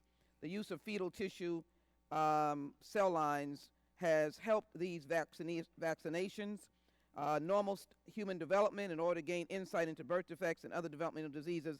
Has this come to your attention, Professor Smith, that fetal tissue research in the medical science has generated this kind of productivity? Absolutely. And in actuality, the proponent of these videos was actually trying to highlight the ugliness of what is misdirected, which is the harvesting of organs, which that was not the case. Let me ask you this question, Mr. Bopp. Are you aware of how Mr. Dayton was able to engage in these false and misdirected, distorted, and maybe criminal videos? Do you know how he was able to do that? I've been advised by the committee staff that this hearing is not on that subject, and I should not comment. Well, I'm not sure how the comment. committee staff could tell you it's not on that subject, because the videos are all in the letters that have been sent by the 3 Republican chairs of the committees that are engaged in it. So let me just say to you what he actually did. He stole the identity of the president of the Feminist Club at Mr. Dalayden's high school. When he was asked to participate in a lawsuit, Mr. Dalayden invoked his Fifth Amendment right to refrain from self-incrimination in response to this lawsuit. That doesn't sound like a man who has any truth to stand on. Might I ask you, Professor Smith, if you would, The question was asked to you about whether or not Planned Parenthood does anything good with respect to women's health. Would you recite that again for me? That's separate from the limited right to abortion under the Roe v. Wade. Do they not engage in women's health? Absolutely. The services that are supported by the federal government include contraceptive services, wellness exams, cancer screenings, STI testing, and STD treatment. And Planned Parenthood serves millions of women. 1 in 5 women in this country has visited a Planned Parenthood clinic. It's a beloved institution, not just by me, but by most Americans, because it is one of the few accessible providers of excellent, high-quality care outside of the abortion area, in addition to the limited number of abortions they do. I would like to, Regular order, I'd like please. to put into the record. I'd like to put into the record, and I'd ask that we not engage in this kind of member attack. I am putting into the record a state-by-state data that indicates that through the Planned Parenthood with respect to health and 2 million patients, 371,000 Pap tests, and 451,000 breast exams. This is cervical and breast cancer screenings by Planned Parenthood to young women to women who otherwise would not be able to afford it. I also ask unanimous consent for that to be submitted, and every member state is recorded here of helping these women get health care. Another I'd like to put into the record from the young women from URGE, Unite for Reproductive Gender Equity, who've indicated that young people are less likely to have insurance and have low-paying jobs. I'd like to submit this into the record. And finally, I'd like to submit into the record from the Congressional Research Service the definition of fetal tissue, what is fetal tissue research, and the amazing miracles that have come about to fetal tissue research. I am not here to push abortion. I'm here to push life and the respect for women and the Roe v. Wade legality of what we do under the Hyde Amendment, and I'm not here to defund Planned Parenthood that has now been presented by members of Congress, Regular order. members of Congress who really should be getting rid of sequester and not be stopping women from getting good health care. Please don't stop women from getting good health care. I am thankful for the chairman's generosity, and I thank him so very much, and I yield back my time. I thank the gentlelady, and I now recognize Mr. Issa for 5 minutes. Well, I'd sure like to have the time she yielded back. Thank you, Mr. Chairman. The gentlelady from Texas cited the Hyde Amendment, so I'd like to take a moment.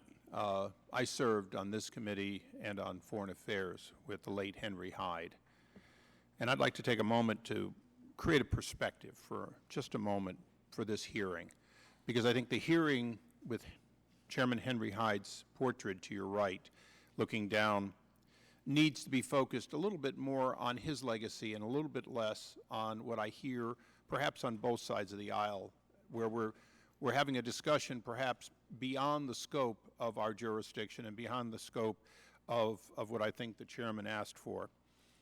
Many years ago, Henry Hyde came to California, and no surprise, he was well known for his pro-life position, and the California Right to Life group asked if they could meet with him.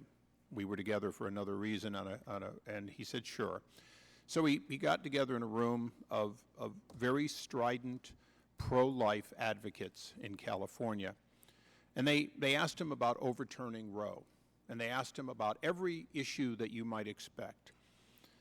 And Henry, more eloquently than I ever could, redirected the conversation to why he was pro-life and why it was so essential that Congress take a position. And what he said, in my poor interpretation of Henry Hyde, was that a nation that does not provide respect for life is not a nation that he or anyone else could be proud of. That the life of the unborn and the concern for their welfare, the life of the newborn, the life of the infirmed, and the life of the elderly, all were issues which a civilized society had to promote. They had to promote it both publicly and privately. he never, as far as I know, supported broadly trying to reverse everything that was done, but he did stand for a question of will we treat people with respect.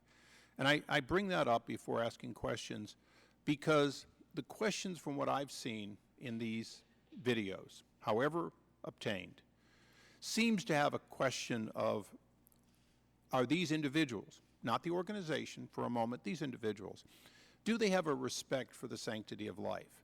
These are more than organs. These were unborn who now are hopefully providing life to others so they may live, or research. It's legal. It's part of the process. But there is a question about whether an organization and its employees are as efficient as they should be, effective as they should be, as good as stewards of $500 million of our money, and whether or not their conduct is conduct that's inappropriate for this organization to further allow. And I'd like to leave it at that because I think the important thing for us to consider here today is with our $500 million every year under any president, including President Bush for all 8 years of his, Planned Parenthood receives a large block of money, more than any other organization of its type. Other organizations, including clinics in my district, receive similar money for similar outreach to help women and families. These are funds that the Congress has decided with your taxpayer dollars that we will appropriate and deliver for this purpose.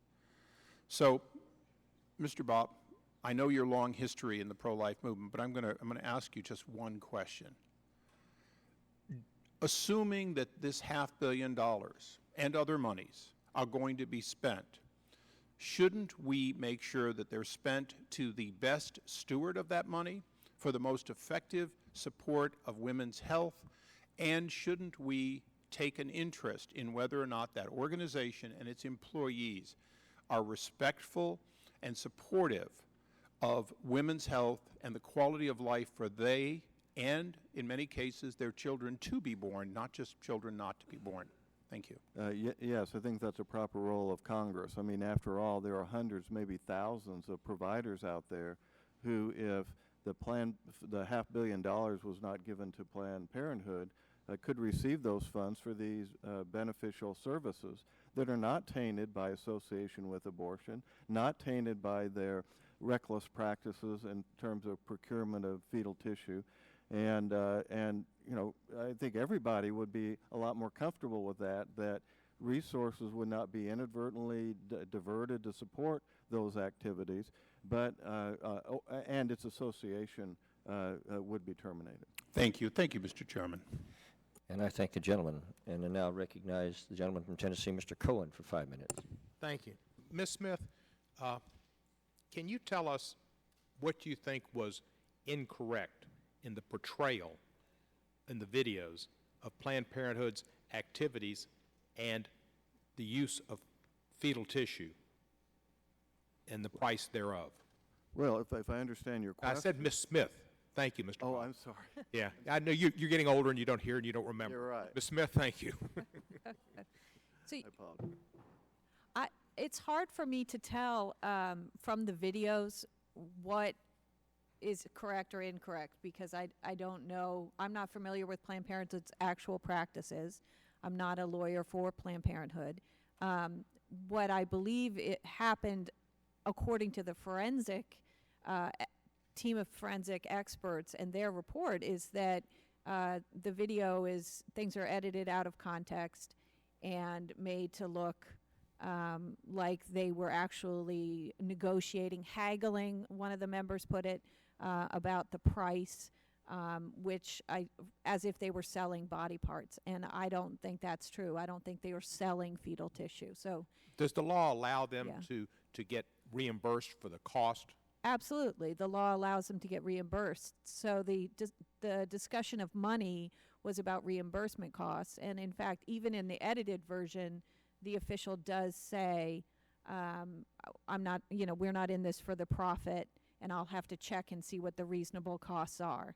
I understand there were other statements that were edited out of that version that I haven't seen. Mr. Bob, in his comments made on some of the videos, he said that they raise considerable concerns that infants are born alive after an induced abortion at Planned Parenthood and then killed to harvest their tissue. This would be a violation of federal law, I believe. What's your response to that, Ms. Smith? I didn't see any evidence of or hear anything about a violation of the Born Alive statute. If we're talking about pre-viable fetuses, I don't see any violation at all. And Mr. Bopp has raised concerns that fetal tissue research may be an incentive for women to obtain an abortion where she might otherwise be conflicted and not do so. Can you even make a comment on such a convoluted statement? Well, I know a number of women who've gone through the process of deciding whether to have an abortion, and fetal tissue donation doesn't seem to me to be something that would enter into their decision-making on that issue itself. So I can't imagine that that is happening. Also, I understand consent and the decision to make the abortion to be happening at a time separate from a discussion about whether, given the fact that one has decided to have an abortion, would one like to contribute to the enormous health and life-saving benefits that can come from fetal tissue. Those two decisions are being made separately. And I think the 1988 report recommends that, and I think that's appropriate. And it seems to me that that's happening. You've already commented, but I'd like to hear it again about some of the research being done with the use of fetal tissue to protect people and save people's lives in the future, maybe find cures and treatments.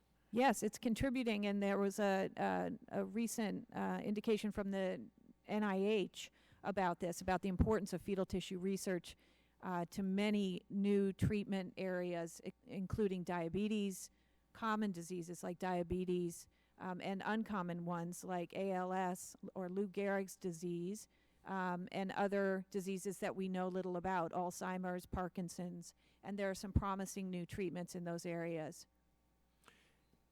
As an individual who had polio, and you mentioned that polio was... Yes. The early polio vaccines came from fetal cell line research, I believe.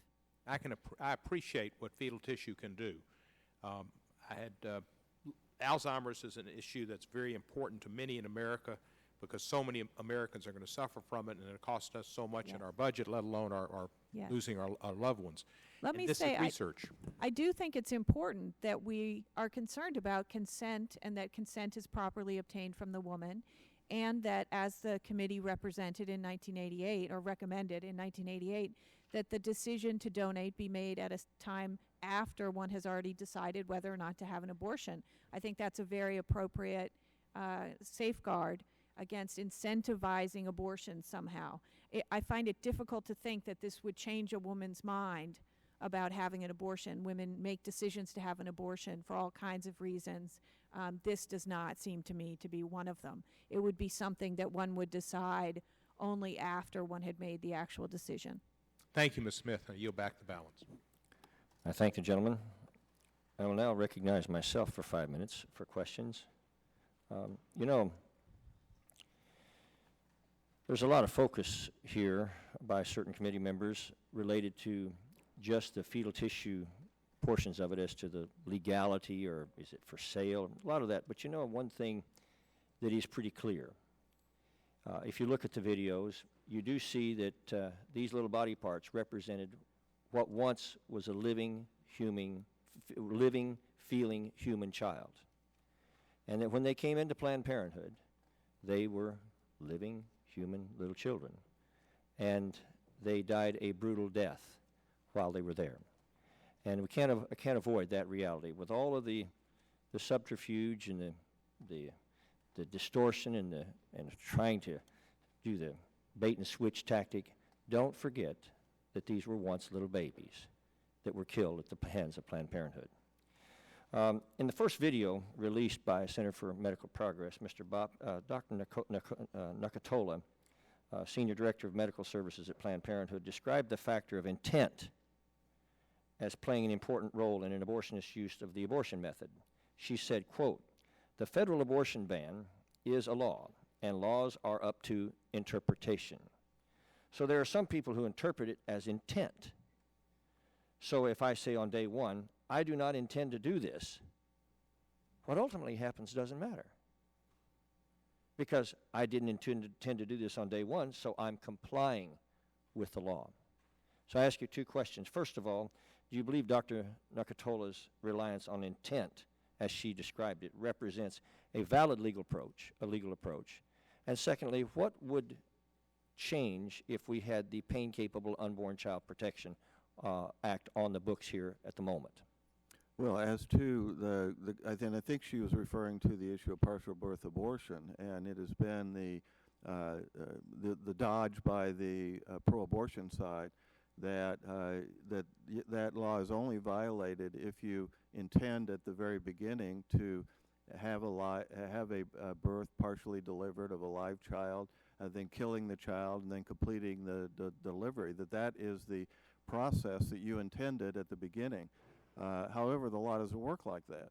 The intent applies to each of those actions.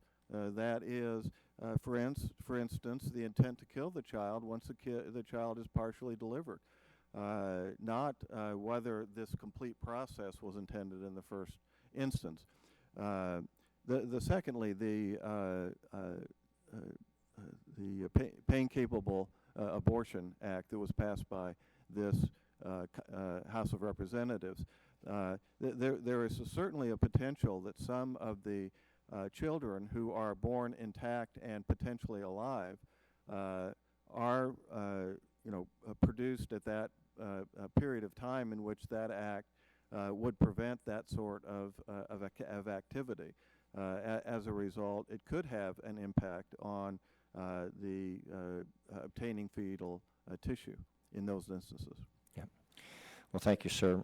Ms. Smith, I'll turn to you. When you were asked to define infanticide, your own words were, it is when a baby or infant is killed. The Born Alive Infants Protection Act of 2002 clarifies that infants who were born alive during abortions or attempted abortions are afforded all legal protections enjoyed by other persons in the United States. Yes.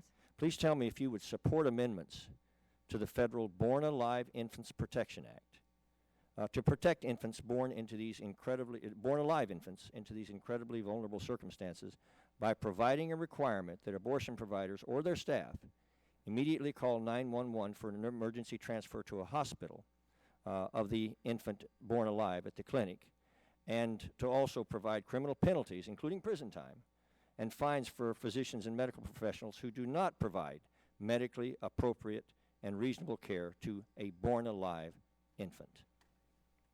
If you're talking about a viable fetus that's born Talking about alive, born alive, using, a viable fetus, talking about born alive. a viable fetus. I'm talking about born alive. Okay, so you're saying pre-viable. I'm talking about born alive. Pre-viable. I'm talking about born alive. I don't know what you don't We're understand. talking across We're talking about a child who's born and is alive. Is that hard to understand? That is not hard to understand, but the question is it a viable fetus? If it's not viable, nothing will save it. So viability transcends being born alive? Like the Supreme Court, I believe that the proper line we draw is at viability, yes, because So if you whatever call that legal term is 911 viability is, if the child can do valet, if they haven't achieved that viability thing, then even though they're born alive, then all of a sudden that transcends the whole question. In other words, let me ask it again. For a child born alive, a child born alive, that means breathing, moving around, born alive child.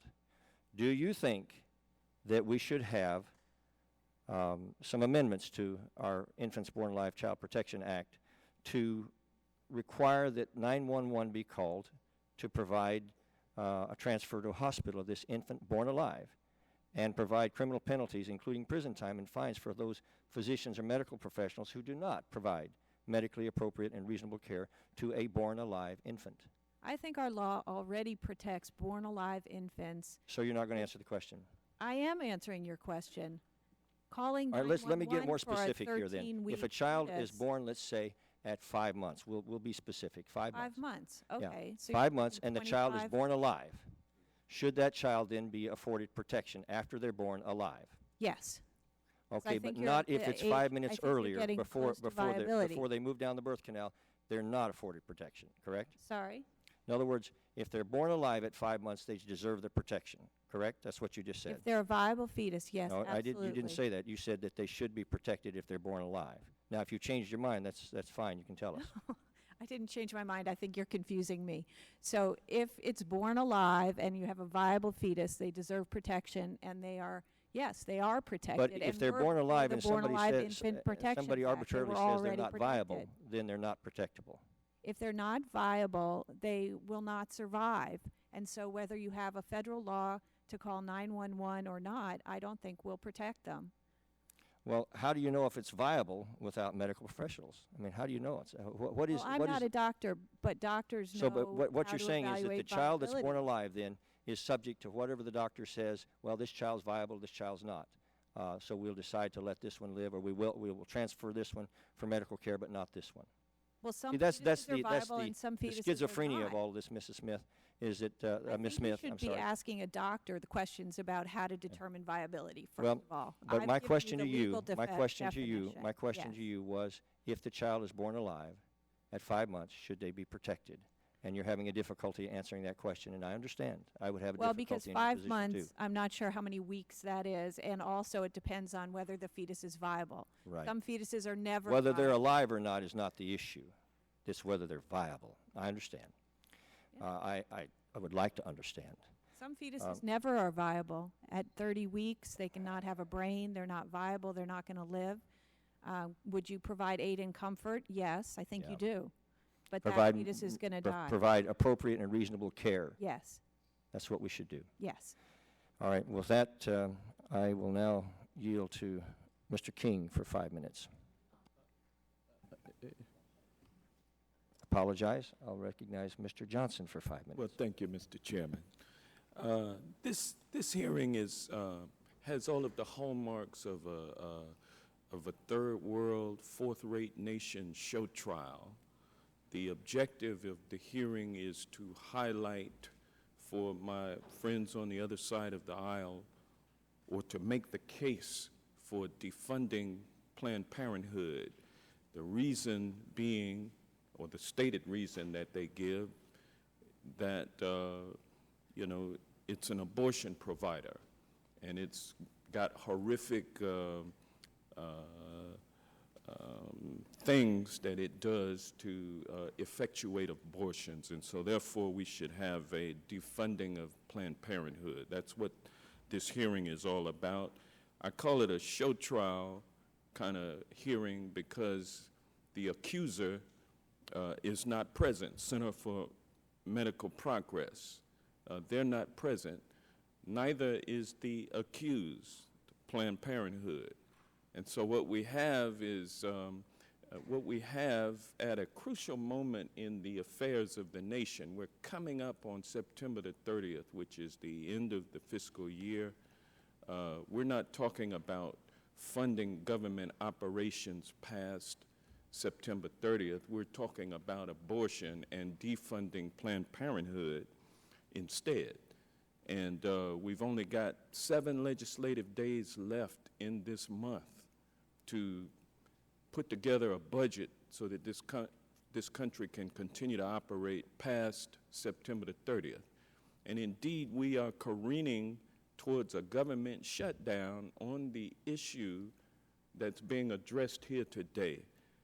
And it's a show trial. A lot of people are scoring political points. I'll note that on this committee, only one female on the other side of the aisle. That's pathetic. The voices that are being heard are male voices from the other side of the aisle that want to continue the attack on women's reproductive health. That's what this is all about. It's nothing new. It's a continuation of a mission that the other side has been on since it's been in power here in Congress. And it's a shame that it's engaging in show trials. Let me ask this question, Mr. Bopp. outside forensic investigators have determined that the released Center for Medical Progress videos have been heavily edited. Transcripts released from the CMP videos also include words and phrases omitted from the released videos. Mr. Bopp, were you involved in the production of these videos? I'm advised by the committee staff that this is not the subject of this investigation. No, I'm asking the question. Were you involved in the production of the CMP videos? Yes or no? If the chairman permits me, I'll answer the question. Well, The gentleman would like to answer the question. You can, but he's not obligated. you were not involved, and you were not present at the time these videos were being shot, were you? Gentleman's not obligated, but he's certainly welcome to answer the question. Okay, no.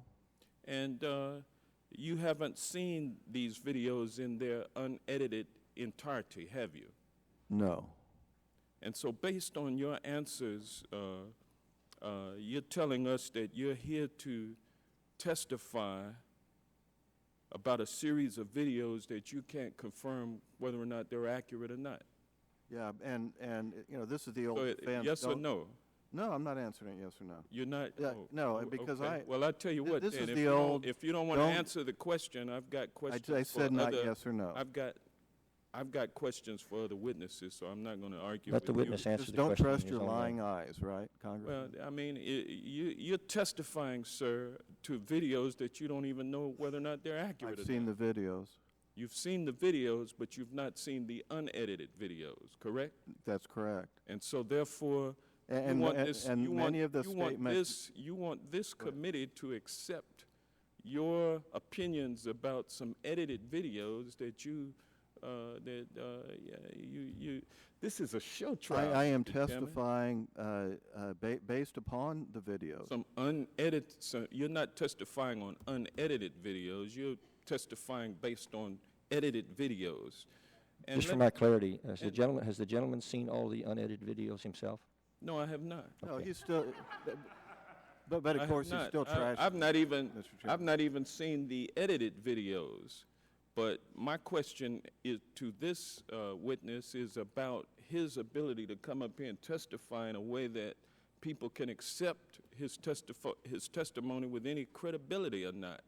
And I would venture to conclude that your testimony is pretty worthless here.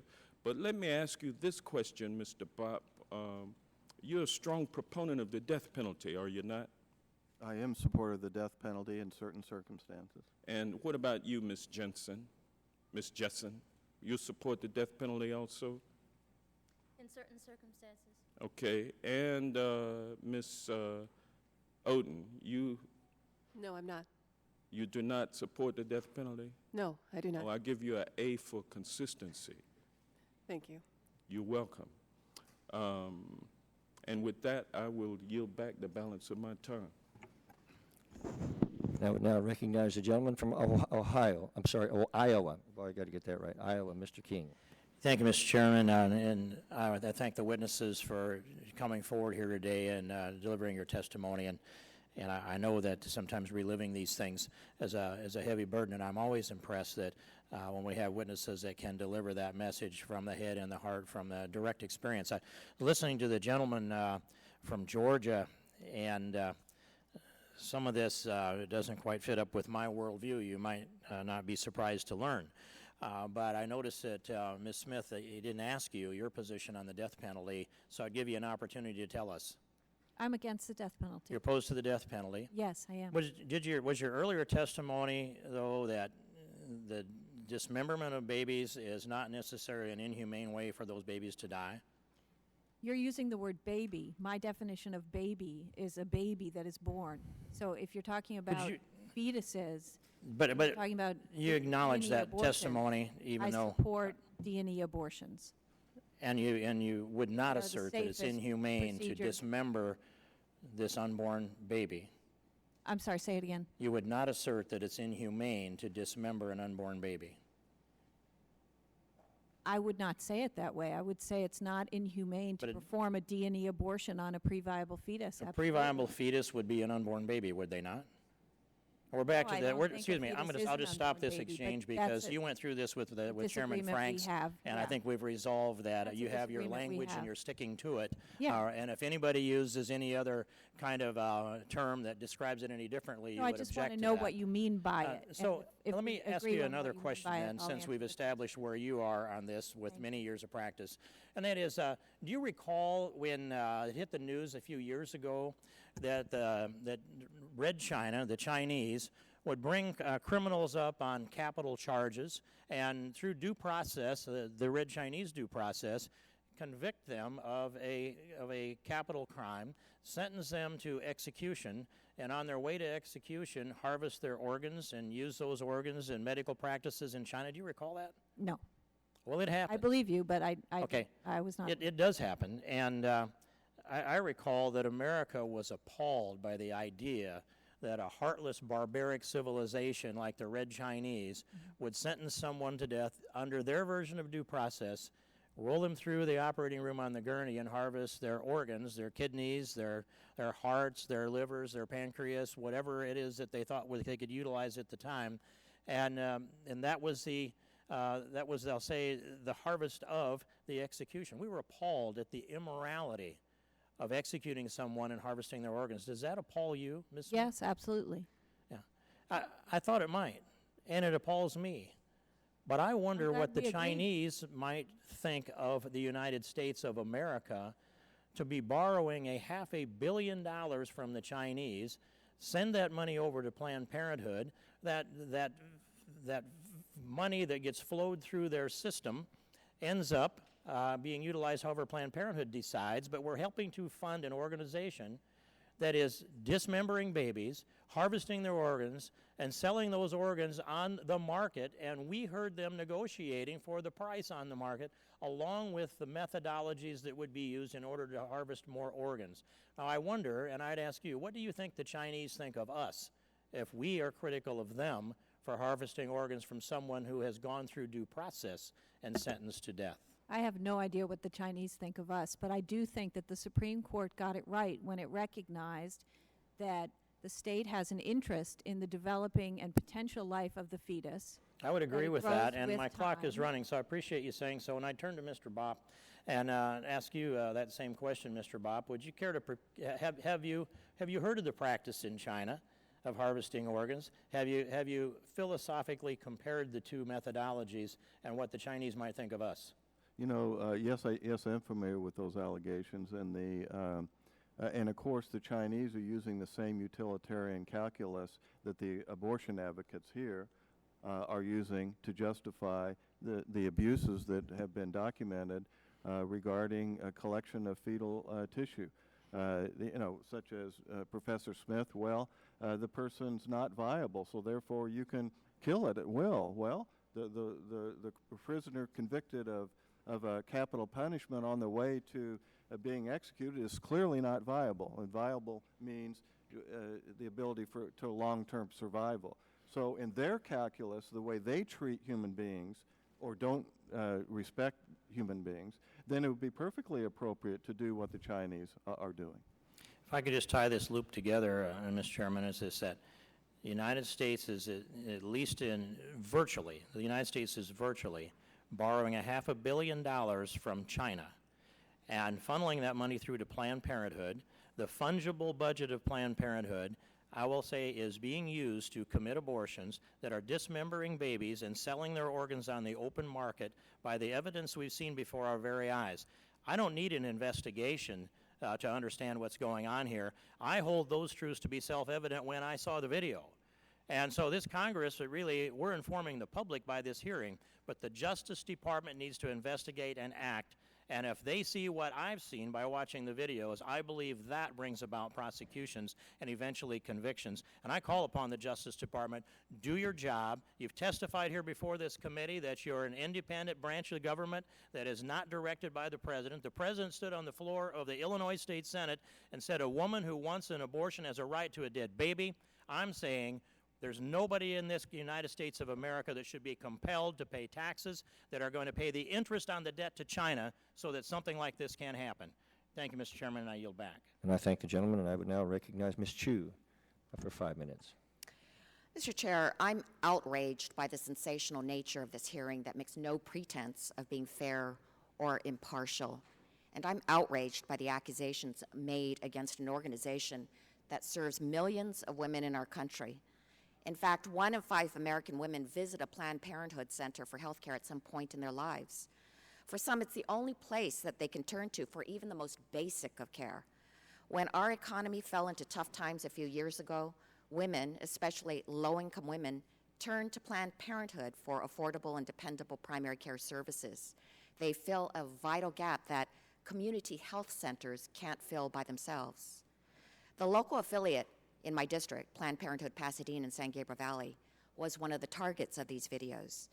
The Center for Medical Progress tried to discredit them with their heavily edited videos. These 5 short videos, the ones that have been released by CMP, have at least 47 splices where content is edited out, but the conversation appears to be seamless. Critical context is omitted, including Planned Parenthood staff members repeatedly saying that there is no profit from tissue donation and should not be, that tissue donation programs must follow the law, and that substantial changes to medical procedures would not occur. And we know from the longer version of the first video that Dr. Nakatola said at least 10 times that Planned Parenthood affiliates do not profit from fetal tissue donation, making statements such as, affiliates are not looking to make money by doing this, they're looking to serve their patients and just make it not impact their bottom line. Yet none of the highly relevant and exculpatory passages were included in the edited versions excerpts that CMP initially released to the national media. And yet, my 4 affiliates in my local area served over 27,000 women last year alone and saw over 51,500 patients. They did thousands of well woman exams, breast exams, tests to determine sexually transmitted diseases, and cervical cancer screenings. By doing this, they saved lives. The leading questions in these videos don't lead to these numbers. Instead, the questions lead to a discussion about a legal fetal tissue donation program that affiliates don't even participate in for the most part. And so, along with my constituents, I'm calling out these videos for what they are, the latest attacks on women's access to reproductive health care. Now, Republicans are saying that we don't want to see the videos, but the truth is the opposite. We want to see the whole video, not a selectively edited version. And in fact, that is why I, along with 11 of my colleagues, sent a letter to Chairman Goodlatte today saying that the full footage must be made available to us and the public. Only then can there be a fair and complete investigation. And in fact, without the full unedited source footage, it is impossible for there to be a thorough and transparent congressional investigation. And so, Professor Smith, yes, if videos like these have any evidentiary value? In other words, should we rely on these videos in our own investigations? And do you believe that the public would benefit from CMP releasing the full footage? Absolutely.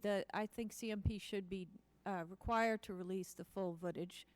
The edited versions would not have evidentiary value precisely for the reasons you've stated, because words are taken out of context and placed over each other out of time.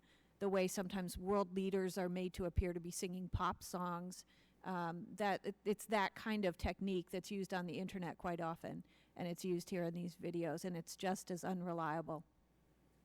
And Professor Smith, you talked about that research panel that determined the ethics of fetal tissue donation, that 21 people were appointed to this commission and supported the idea of fetal research. Can you speak about some of the safeguards that the commission and lawmakers put in place to ensure no wrongdoing? And do you believe these safeguards are working? Yes, I do. As far as I can tell, the safeguards appear to be working, that fetal tissue is not allowed to be sold. Women are consented to the abortion separately from the consent to donate tissue. So the incentives for the main actors in these situations are not, it's not pushing abortion in any way, it's not manipulating people or coercing their choice. And those are all the things and factors that I would hope would be in place. To the extent the committee continues to have concerns about that and the public continues to have concerns about whether this is being implemented properly, I think the appropriate response is another commission to address the issues and to investigate the issue. Thank you. Mr. Chair, I would like to enter into the record 2 letters. The first is a letter from 11 Latino organizations in support of Planned Parenthood of America. The second is a letter from Planned Parenthood to the National Institutes of Health on fetal tissue donation and medical research. Without objection. Mr. Chairman, a parliamentary inquiry. This gentleman stated his inquiry. Mr. Chairman, I'd like to know whether or not the majority is currently in possession of the unedited videos that are at issue in this hearing. I was going to address that. The unedited full footage of these videos is online, and all you have to do, is that incorrect? That's what the CNP has stated that they've released it online weeks ago. No, So the point is, I would only hope that my friends on the minority would actually look at that video. No, Mr. Chairman, I believe those are the edited versions of these videos. There's 2 things. There's short videos that are heavily edited, and then there are what the CMP has called full footage videos, which themselves have also been edited. This is in the forensic analysis report that was submitted to the committee. So nobody that we know of has seen the actual full footage videos. There are short versions. That's my and point of long- parliamentary inquiry, Mr. Chairman, whether or not the majority on this committee is in fact in possession of the full unedited videos that are at issue in this hearing. The answer is no, that we are not. But I would suggest to you that we're in possession of enough of it to indicate that living, human, viable babies are being murdered at Planned Parenthood and their body parts are being harvested. Point of Have parliamentary sufficient inquiry, Mr. capability Chairman. There. Point of parliamentary inquiry. One more. Has the majority received videos from this organization?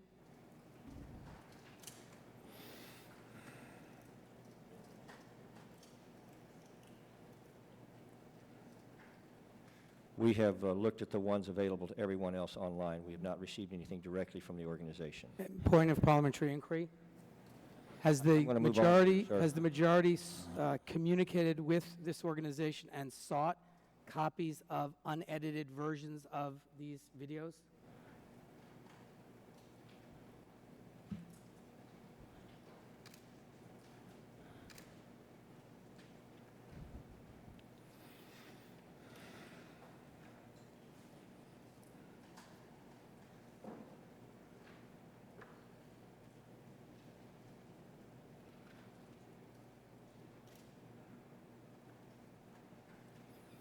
The answer is we've not received any additional footage from CNP. And with that, I'm going to move on. Mr. Chairman, that was not my inquiry. My parliamentary inquiry is whether or not the majority... 5 minutes.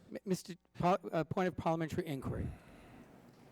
Mr. Chairman, my inquiry is, has the majority communicated with CMP in an effort to obtain copies of unedited videos or in connection with the ongoing investigation of CMP with respect to these videos?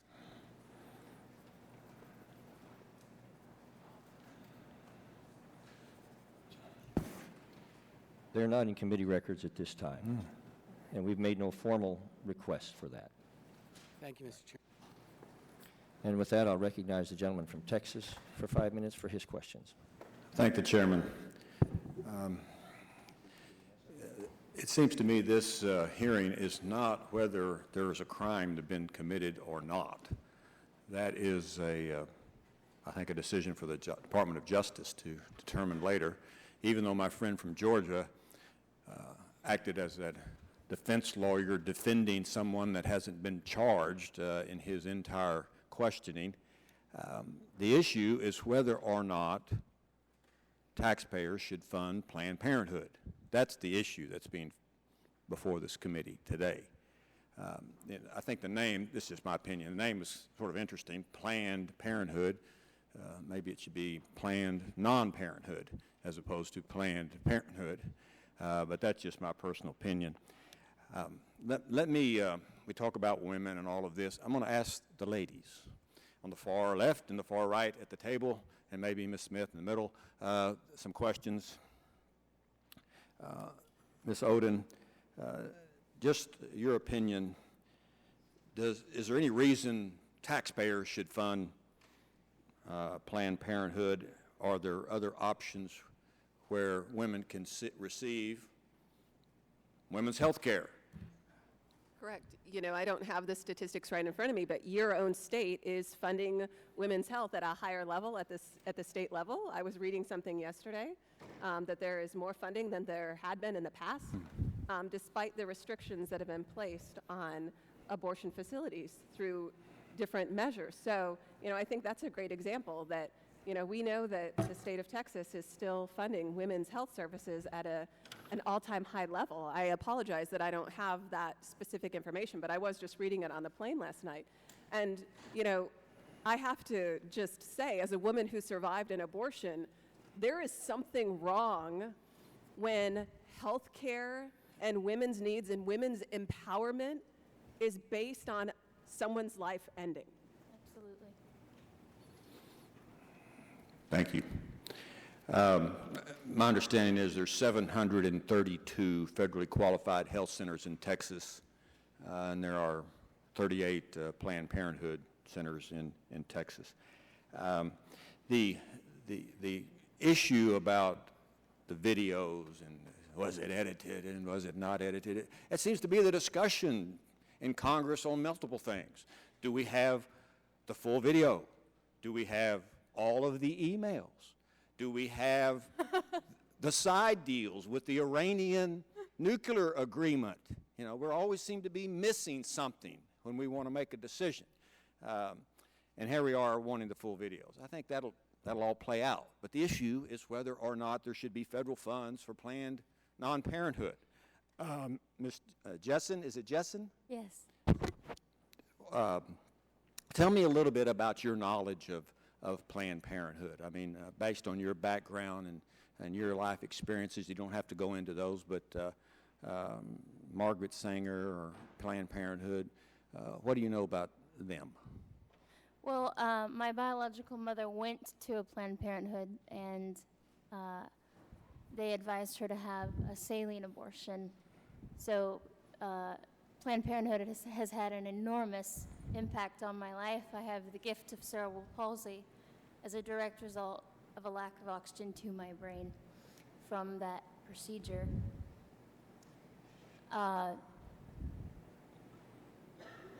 Margaret Sanger was quite a individual.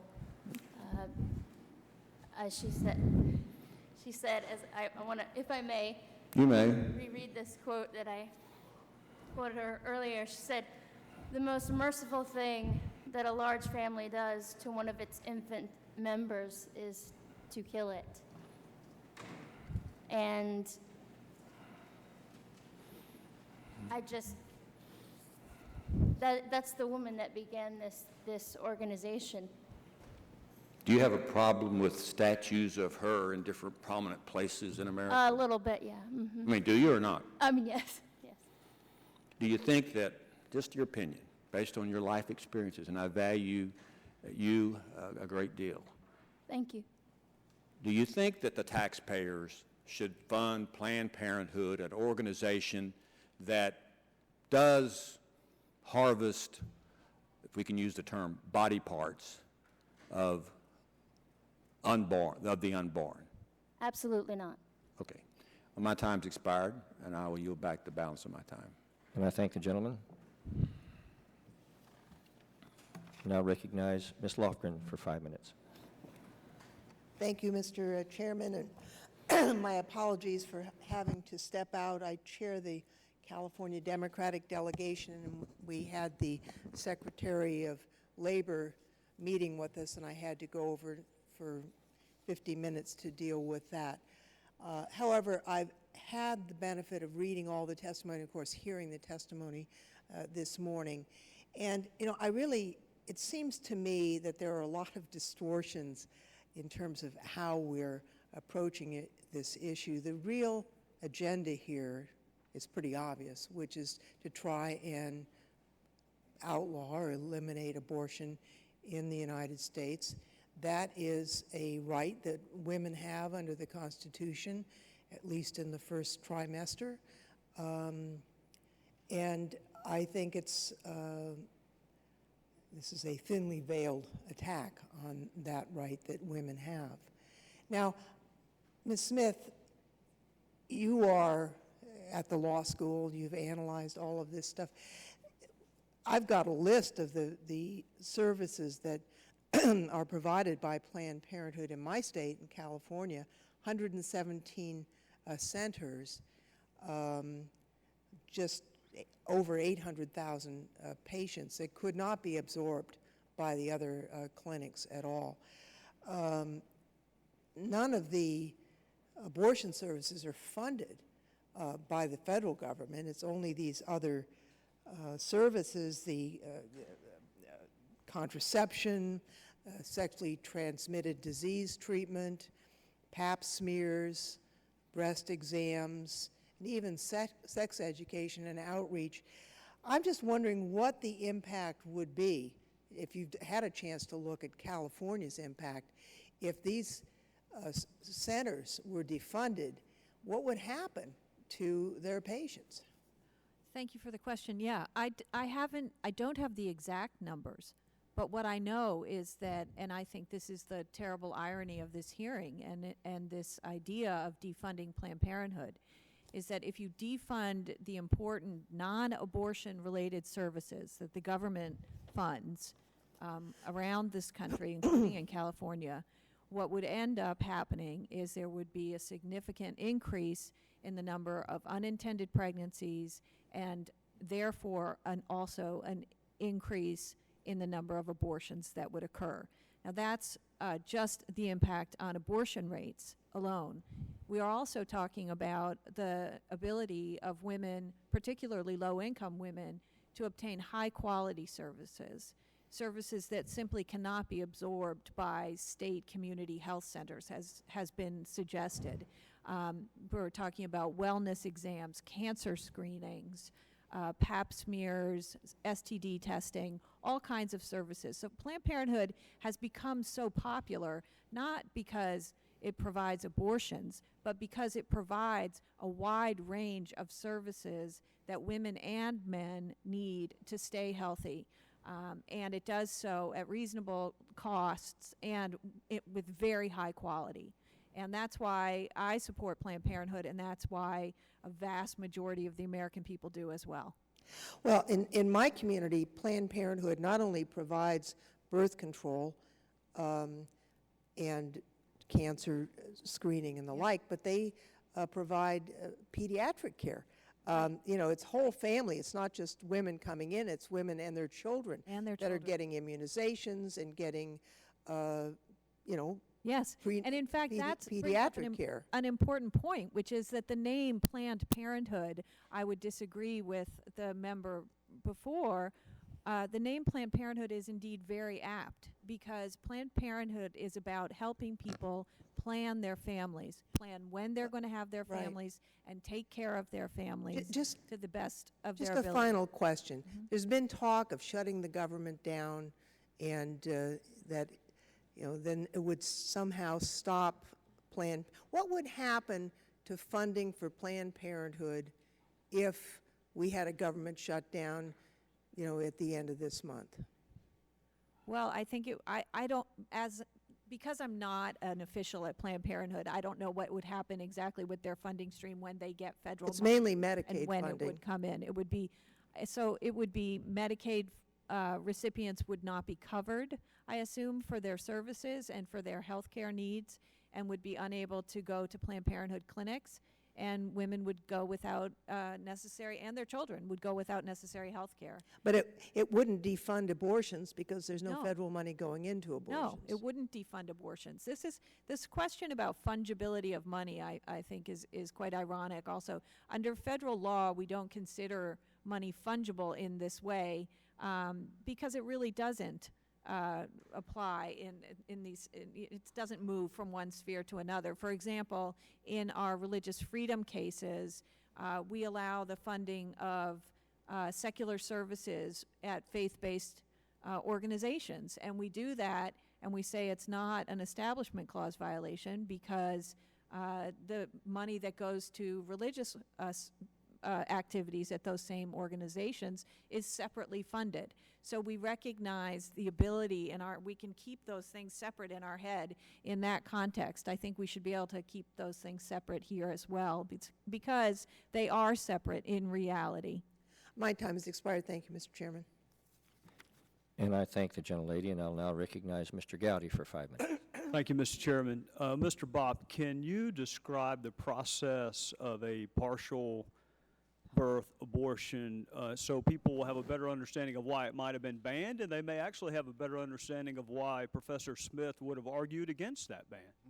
Yes, a partial birth abortion as defined under federal law is where a physician partially delivers usually the trunk and legs of the baby, leaving only the head in the birth canal, and the baby is alive, and then takes an act to kill the baby at that point, usually thrusting scissors into the back of the skull in order to kill the baby, and then completes the delivery. So it's a way of killing the baby when most of the baby is already outside of the womb. And there were actually people who argued against banning that barbaric practice? Oh yes. I mean, many of the people we've been hearing from today were big advocates for a continuation of partial birth abortions. They have no respect for human life if they consider it to be unborn or they want to label it as a fetus. And literally anything is all right as far as they seem to be concerned. Well, let's go to that point because Professor Smith seems to draw a line, artificial as it may be, between the humanity owed to a viable fetus and the lack of humanity owed to what she considers to be a non-viable fetus. Who gets to draw that line of demarcation between viability and non-viability? Well, that's a complex question. Number one, it is a medical determination on whether or not a child is viable, but it's a difficult one, and there are many gray areas. For instance, the statistics are after 20 weeks, 1 in 4 can survive. And we would consider that to mean, therefore, that anyone born at that point in time ought to be considered viable. But many times you just simply don't know until later.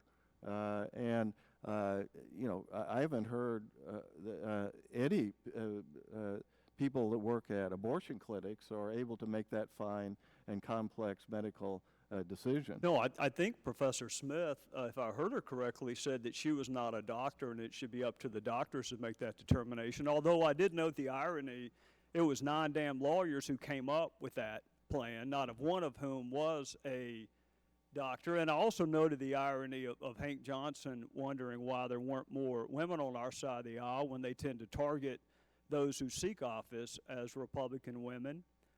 And there wasn't a single woman on the court when Roe versus Wade was decided, but that doesn't seem to trouble him much either. For those watching at home or here, doesn't civil law recognize the viability of even a pre-viable fetus when it comes time for the plaintiff's attorney to get paid? There are many instances of cases in various states of wrongful death of the unborn, of criminal laws to punish. Well, we're going to get the criminal law in a second. Let's just stick with civil right now. When it comes time for the trial attorney to get paid, we have a different definition of viability, right? Well, viability is simply not relevant. Exactly. You can be 2 weeks pregnant, and you have a cause of action on behalf of that unborn child. And our friends on the other side of the aisle, some of whom were plaintiffs' attorneys, have no trouble being paid for the life of that 2-week-old. Right. The idea of separating, using viability as a standard is really antiquated, and most courts have gone away from that to just simply the point that if the child is alive. Well, but it's hard to go away from viability when Professor Smith said there's not any humanity owed a pre-viable, she won't say baby, pre-viable fetus. That's exactly. Did I misunderstand her? Is there any degree of humanity owed? Well, I mean, you've been sitting beside her all morning. Did I miss something? Is there something outside the bounds of decency that we really won't allow as long as the fetus is pre-viable? Well, as I understand her testimony, if a born alive infant is considered to be not viable, then we have a free fire zone. We can do whatever we want. We can kill the life at will, harvest their tissues, whatever the case may be. And of course, the concern about the producing intact infants, which it has been demonstrated in the videos, is of course the possibility that these unborn children are alive. And there's even evidence that one of the intact babies born alive had a beating heart, which is a definition of being alive. Which is why the videos are relevant to our conversation about partial birth abortion. Mr. Chairman, I'm out of time. I just have two really quick questions for Ms. Smith, which she can answer with a yes or no. Ms. Smith, if we were to double the amount of money available to the providers but give it to someone not named Planned Parenthood, would you be okay with that? I would have to know who it was going to and whether they were quality. Anyone not named Planned Parenthood. Not anyone, no. Anyone who's qualified to provide services. If they provide high-quality services to low-income people in the same way that Planned Parenthood does, frankly, yes. I don't So have any you're okay with us interest. defunding Planned Parenthood as long as the money goes somewhere where it can do the most amount of good for the same group of people? Yes. You're okay with Congress defunding Planned Parenthood? Not in the current environment where there is no one able And if to there pick were, that would you what. be okay with If it? there were, yeah, it would be a different world, and yes, then you could fund that organization. So if we can identify those service services. providers that meet that same quality of care, not named Planned Parenthood, you'll support the Republicans in defunding Planned Parenthood? I don't know that you and I will agree on who those people are, and I would have to know. Well, how about who we they start? are. How about we just try? How about why don't we do Theoretically, that? If you're asking me a hypothetical question, there was Yeah, I'll double the money as long as that it has- doesn't go to the folks who donate money to Democrats' Planned Parenthood. We'll double the What amount of about- money available as long as it doesn't go to Planned Parenthood. How's that? as long as it doesn't go to Planned Parenthood. Planned Parenthood today is the institution that provides the best, highest quality care to women in this country, across this nation, in cities, in low-income areas where these services are unavailable to them. They're also the otherwise. target of videos that are barbaric and and, they- heinous and subhuman. They're- So as long as we can get that same level of care and They do it through an provide entity not abortions named at Planned as Parenthood, a very small part of their services, and this is why you oppose them, and that is the only reason you oppose them. you have no didn't- idea why. I was voting to defund Planned Parenthood with all due respect, Professor, before the videos ever showed up. I wasn't talking about the videos. Well, I don't think we know each other well enough for you to Probably assign a not. motive to what I'm doing. I think don't, vice I don't versa, think. and I don't vice think. versa. Thank I'd the yield gentleman. back. Thank the gentleman. Just to clarify, Ms. Smith, you said earlier that in order to determine whether an unborn child is viable, one would need to ask a doctor. So consequently, would you support a requirement that when an unborn child is born alive, that the child be transported to a hospital so that it can survive if it's viable? If it's viable, No, I'm and it's saying born so alive, that it can be transported to a hospital where medical Mr. Chairman? medical doctors can ascertain if it Mr. Chairman, is there if an it's intent viable. to have a second round of questions since you are engaging in? I'll move on. second Can you round? answer the question? I would have to see the bill, so I'm not prepared Right. to support or not support. Right now, recognize.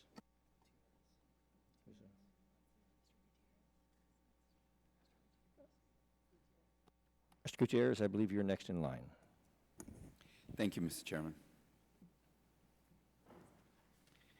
Let me just first say I thank all of the men and women that work at Planned Parenthood. I thank them for the incredible service that they offer millions of women who would otherwise go without the kind of kind, considerate, compassionate, understanding service that I believe that women in this country need, and that isn't being offered in other venues. I thank them because just this last year, there's 500,000 fewer pregnancies. That's a way to stop abortions. This shouldn't be a question of who's for abortion, who's against. Everybody's against abortion. But how do you stop abortions? How do you allow everyone to live in the 21st century?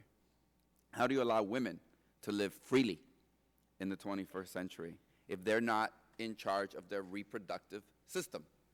I think that's key, and I think part of what is going on here is that Planned Parenthood has a direct association with the pill, with contraception, and that fight continues to go on. We shouldn't have that fight. The vast majority of women in America and across the world that have access take birth control. I'm certainly not going to judge my wife. We have two beautiful daughters. They're 8 years apart. Why? Because we had access to birth control. We had access to birth control so that we could determine when it was we were going to have children, and we could raise those children. We could raise those children to be productive citizens of our society. You know, when you show me that Planned Parenthood actually was selling body parts, then we're going to have a conversation about the future of Planned Parenthood. Nobody's shown that. And let's make it very, very clear. Medical advances in vaccines for polio, measles, rubella, vaccines against drugs, neurological disorders, immune deficiency, cancer, Parkinson's. We need to continue to have medical research. And part of that medical research is because there is the ability to access the fetal tissues. And that there isn't profitability in it, and nobody's shown there's profitability in it. But there needs to be a way that we have medical research in this country. And so I just want to say thank you to all of the women and the men and all of those that labor in our healthcare delivery system across this country, and especially those who would provide that to women.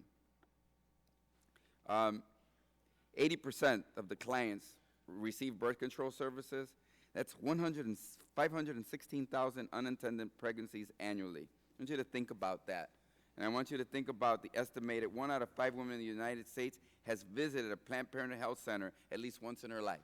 20% of the women in this country. Of course, some people don't want them to visit there anymore. And I also want to talk just a little bit about the fact that, you know, as much as we try to have universal health care, we still don't have universal health care, unfortunately, in this country. And so I just want to talk just a little bit. It isn't about being, I'm not for abortion. Do I honk if I see a sign that says honk if you're for choice? Yeah, I do honk. We've been very lucky and very fortunate in my family and in my own personal experience, even when we were pretty poor, to have access to health care for my wife, because there were people out there that were giving that kind of access. And I want to end not by trying to have it, I mean, to kind of say that we're for Planned Parenthood because we receive money, I think it's a little just under the belt.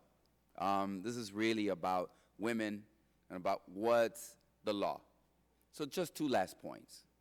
There seems to be a question here of morality. And I just want to say that, look, when you have members of the House of Representatives proposing DOMA that have been divorced 4 times, I think we might want to question their knowledge or their sincerity about marriage. Of course, that was overturned by the Supreme Court. When we have clerks that are married once, twice, 3, and then all of a sudden get religion and say, well, I'm not going to give a marriage certificate to those 2 men or those 2 women because it's a case of morality, maybe I might want to question people's morality. But in the end, what you cannot question is this congressman's right to defend his 2 daughters' rights. I raised them, I gave them the best I could, and I trust them. And I'm going to protect their right and the right of every other woman to make decisions about their reproductive systems with their conscience. I raised them, I gave them the best values and the best I could do, and I need to respect them now. And I just wish that in this society, we would have a system that respected all women and the kinds of decisions that they have to make every day. Every day they have to make decisions. And I don't think we're in a position to judge them. And I'm certainly not going to allow others to promote legislation or to promote situations that put that in jeopardy. Thank you so much, Mr. Chairman.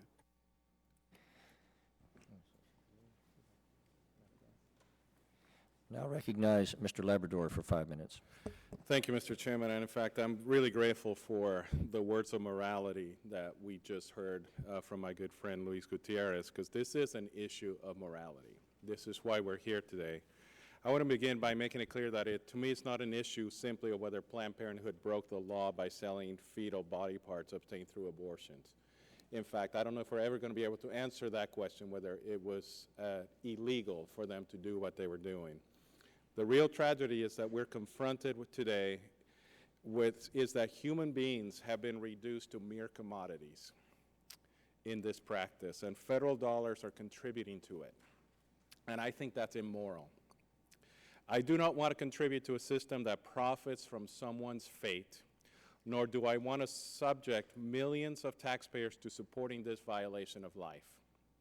It is often a temptation to boil this argument down to medical terms and ignore the real losses our nation faces when we choose to reject someone before he or she has been given a chance to live, like these two beautiful women who are here today with us and who have testified so eloquently.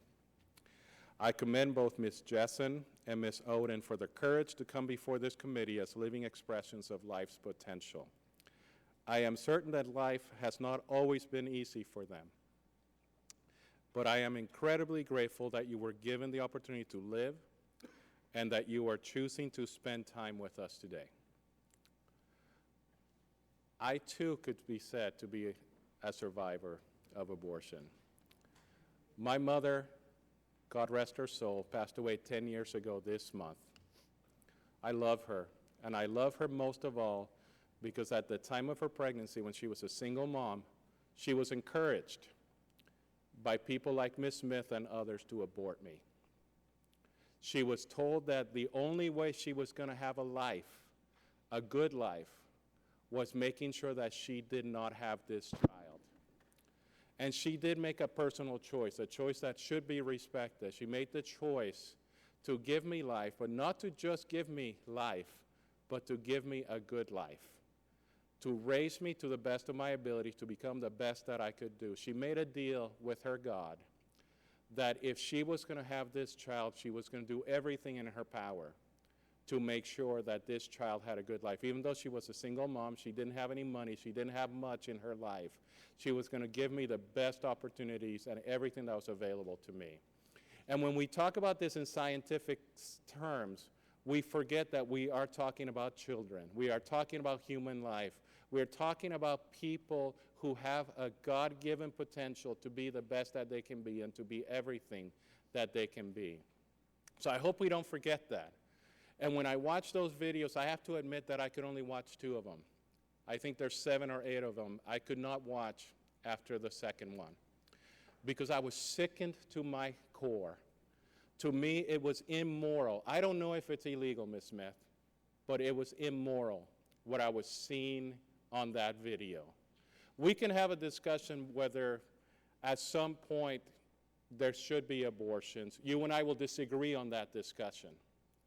But I can tell you that at that point when those videos were showing that abortion, this nation should really step back and decide whether we are a moral nation or we are an immoral nation, whether we are willing to allow that to happen or not. So I have a few questions for you, Ms. Smith. You emphasize that federal funding for Planned Parenthood is not used for abortions. Yet you go on to say that defunding Planned Parenthood would ultimately lead to an increase in abortions. Explain to me why you only associate abortion with Planned Parenthood in the case of defunding Planned Parenthood, but fail to recognize the connection when the federal government actively contributes money to Planned Parenthood. What I was saying was that if you defund Planned Parenthood, you defund their contraceptive services, and the care that they provide to women. So who are- as Mr. Gowdy said, if we gave that money to other community health organizations, would that be okay? if there were community health organizations that provided as high-quality care as Do you Planned think the Parenthood only do. community health organization in America that can provide this high-quality care is Planned Parenthood? Currently, it's definitely the highest quality No, care you're that saying is the highest, but are available. they Yes. the only? There are other There community are health other, organizations there are that can do definitely this. community health centers. There's a reason people don't go to them and people go to Planned Parenthood. It's Mr. because Bob, the you care have, is you have better. elaborated about the potential legal violations that Planned Parenthood may face. However, even if it's found that Planned Parenthood did not violate any laws, what justification remains for using taxpayer dollars to fund their practices? I'm sorry, the question again, sir? You have elaborated on whether that Planned Parenthood potentially violated the law. Even if they didn't violate the law, is there any justification to continue to fund their practices? Is there any justification to continue to fund their Yeah. practices? No. The reason there's no justification is that even if the current laws are not violated, they clearly are committing abuses and violating moral and ethical principles and violating the safeguards that the, you know, as wrong as the NIH panel was about recommending this research, at least they talked about and proposed safeguards like no financial incentives. When the laws got passed, it was passed by people that wanted to facilitate, the law was written by people who wanted to facilitate fetal tissue procurement from aborted fetuses, and frankly went beyond what the panel would have limited it to. So it could very well be that the current laws need to be adjusted in order to provide one, effective protection against these financial incentives, and two, by providing the necessary protection for infants born alive, which, you know, we have a witness right here before this committee speaking for the abortion industry that says they're in a free fire zone if they're not viable. Okay. Thank you. I yield back my time. And I thank the gentleman and now recognize Mr. Deutsch for 5 minutes. Thank you. Thank you, Mr. Chairman. Today marks the first hearing of the full House Judiciary Committee after a lengthy August recess. How fitting it is that it be devoted to a bogus and politically motivated attack on women's health care and on those who provide it. Let's be clear. The entire premise of today's hearing is based on viral videos that have been dissected, debunked, and discredited. For 3 years, anti-abortion activists fraudulently cast themselves as biomedical researchers. Their goal? To find a gotcha moment that catches staff affiliated with Planned Parenthood breaking the law, and after 3 years of deception, they failed to find it. So what did these extremists do? They heavily edited footage to smear Planned Parenthood, a nonprofit health care provider that serves over 2.7 million Americans every year, as some sort of for-profit enterprise engaged in a preposterous black market of fetal tissue. Conveniently scrubbed out are the parts where staff says that no one should sell fetal tissue, and their goal is to cover the costs of the donation process. In short, these videos are heavily edited and intended to deceive. So why are we here?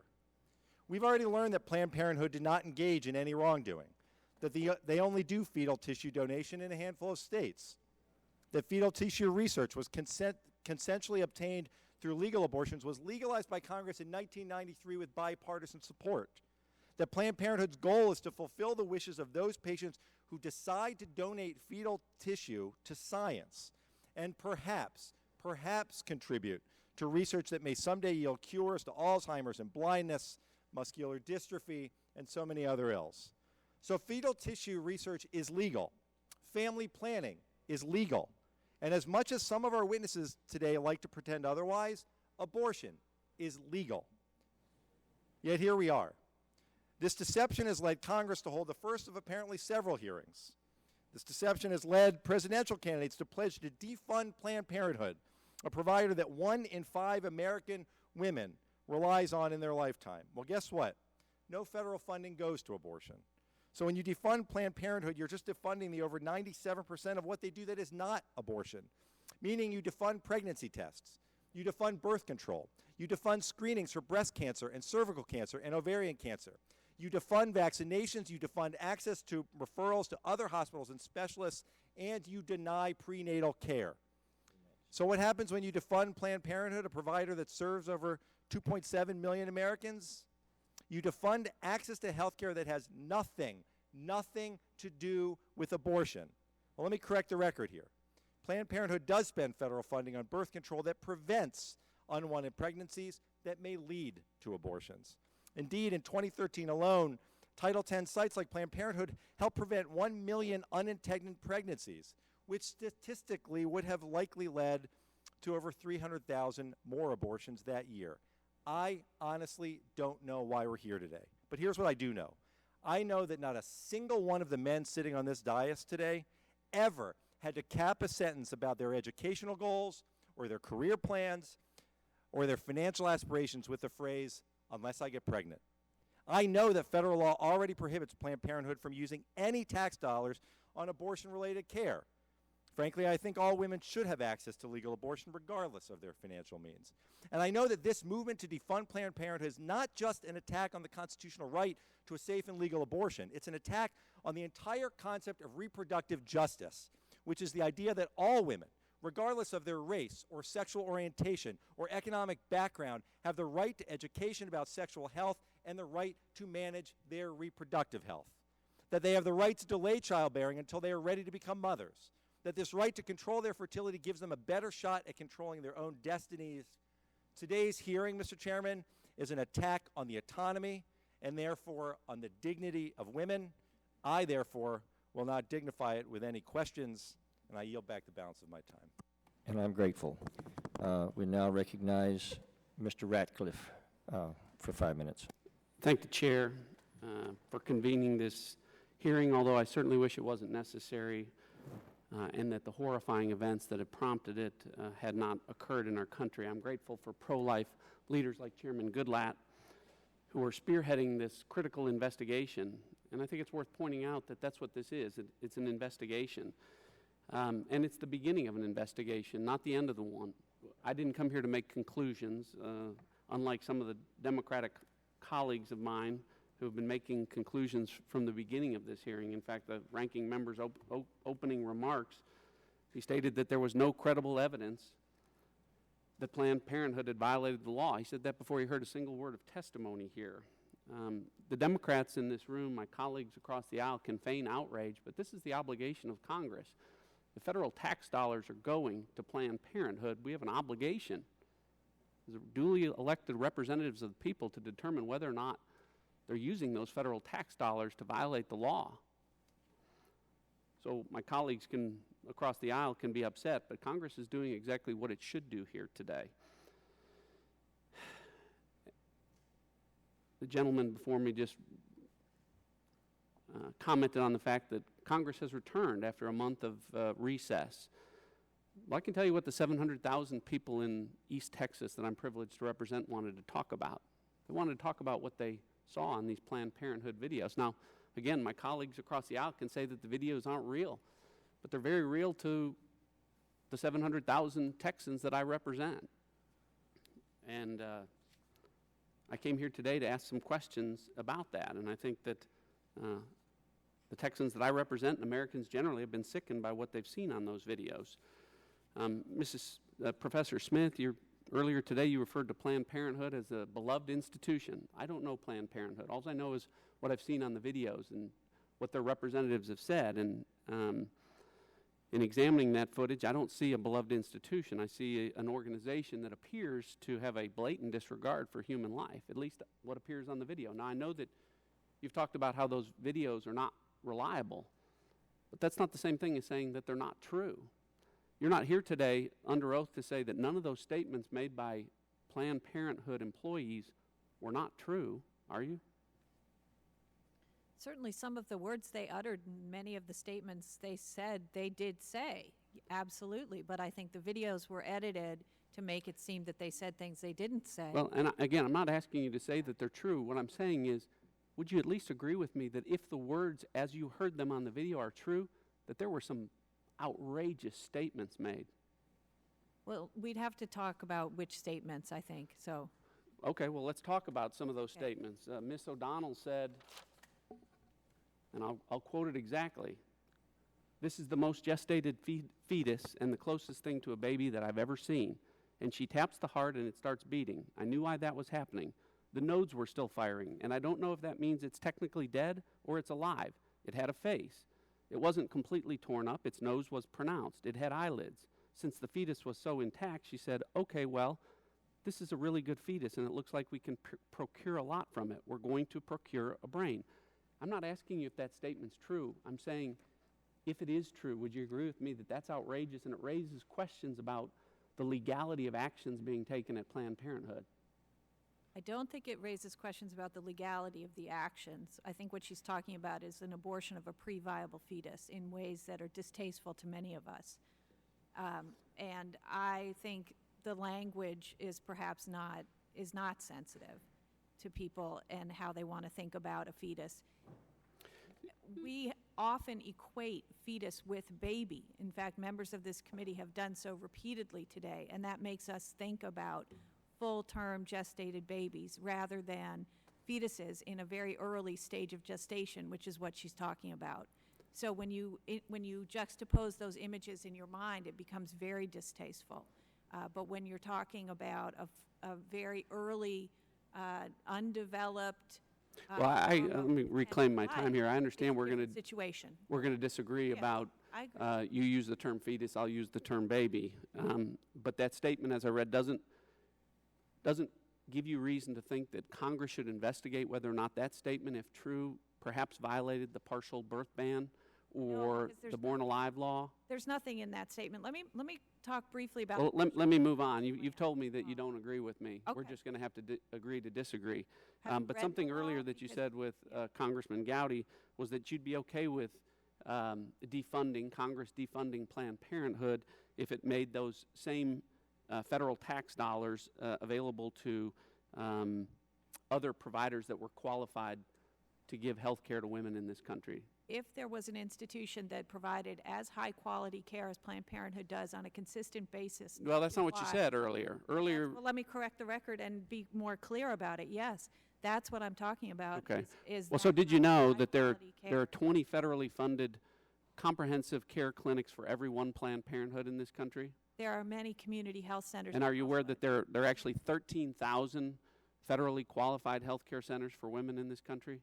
Yes, and many of them provide much lower quality health care, unfortunately, than Planned Parenthood does. There's an investigation recently in an article, I think it was in Salon.com, about the difference between community health centers and Planned Parenthood clinics and comparing. With all due respect, Professor Smith, you keep saying that you don't go to Planned Parenthood, which is that the care is very good, very compassionate, and as compassionate as what we saw in those videos?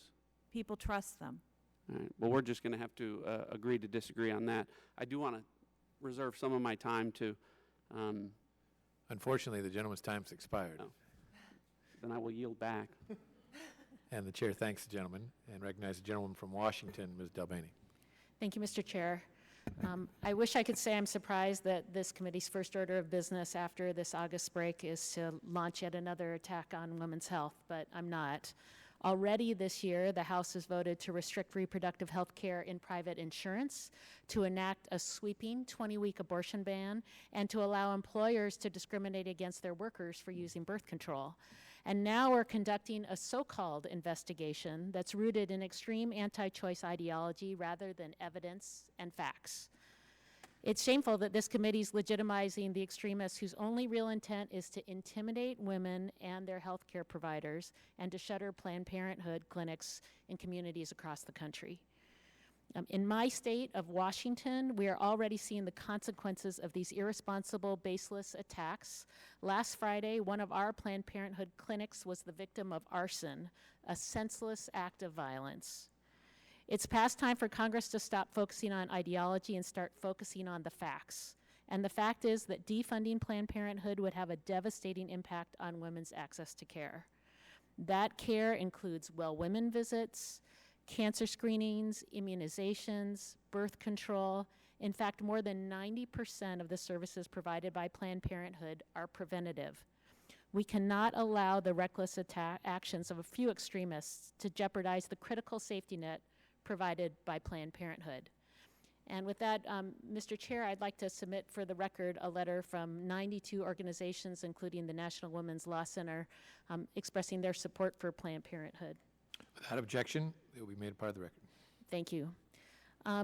Professor Smith, we were just talking about comments that some of my colleagues have made that community health centers would be able to fill the void if Planned Parenthood was defunded.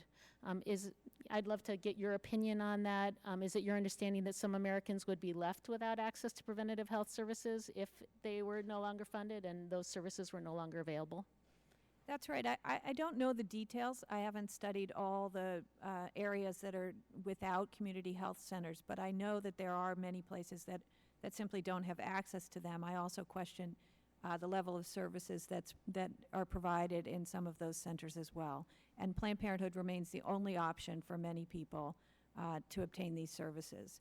That's definitely true. Can I correct the record with one point also while Certainly. you have me, which is something that Mr. Labrador said, that people like Ms. Smith encourage people to have abortions. And I just want to correct the record and say I've never encouraged someone to have an abortion. I've talked to some women who are friends who've been considering abortion, and they've discussed their options with me, but I would never encourage someone or push anyone to have an abortion, and I wanted to just make that clear in the record.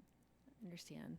I just want to highlight in my state of Washington, Planned Parenthood has almost 120, this is actually 2013 numbers, almost 120,000 patients, over 17,000 folks who've gone in for Pap tests, over 17,000 who's gone in for breast exams. So we are talking about preventative services that are so critical. And a huge number of them, yes.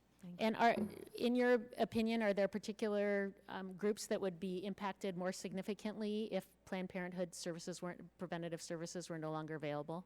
Absolutely. Women who don't have insurance, low-income women in particular, women of color in communities which don't have access to high-quality services and don't have health insurance despite the Affordable Care Act and all the gains that we have made there.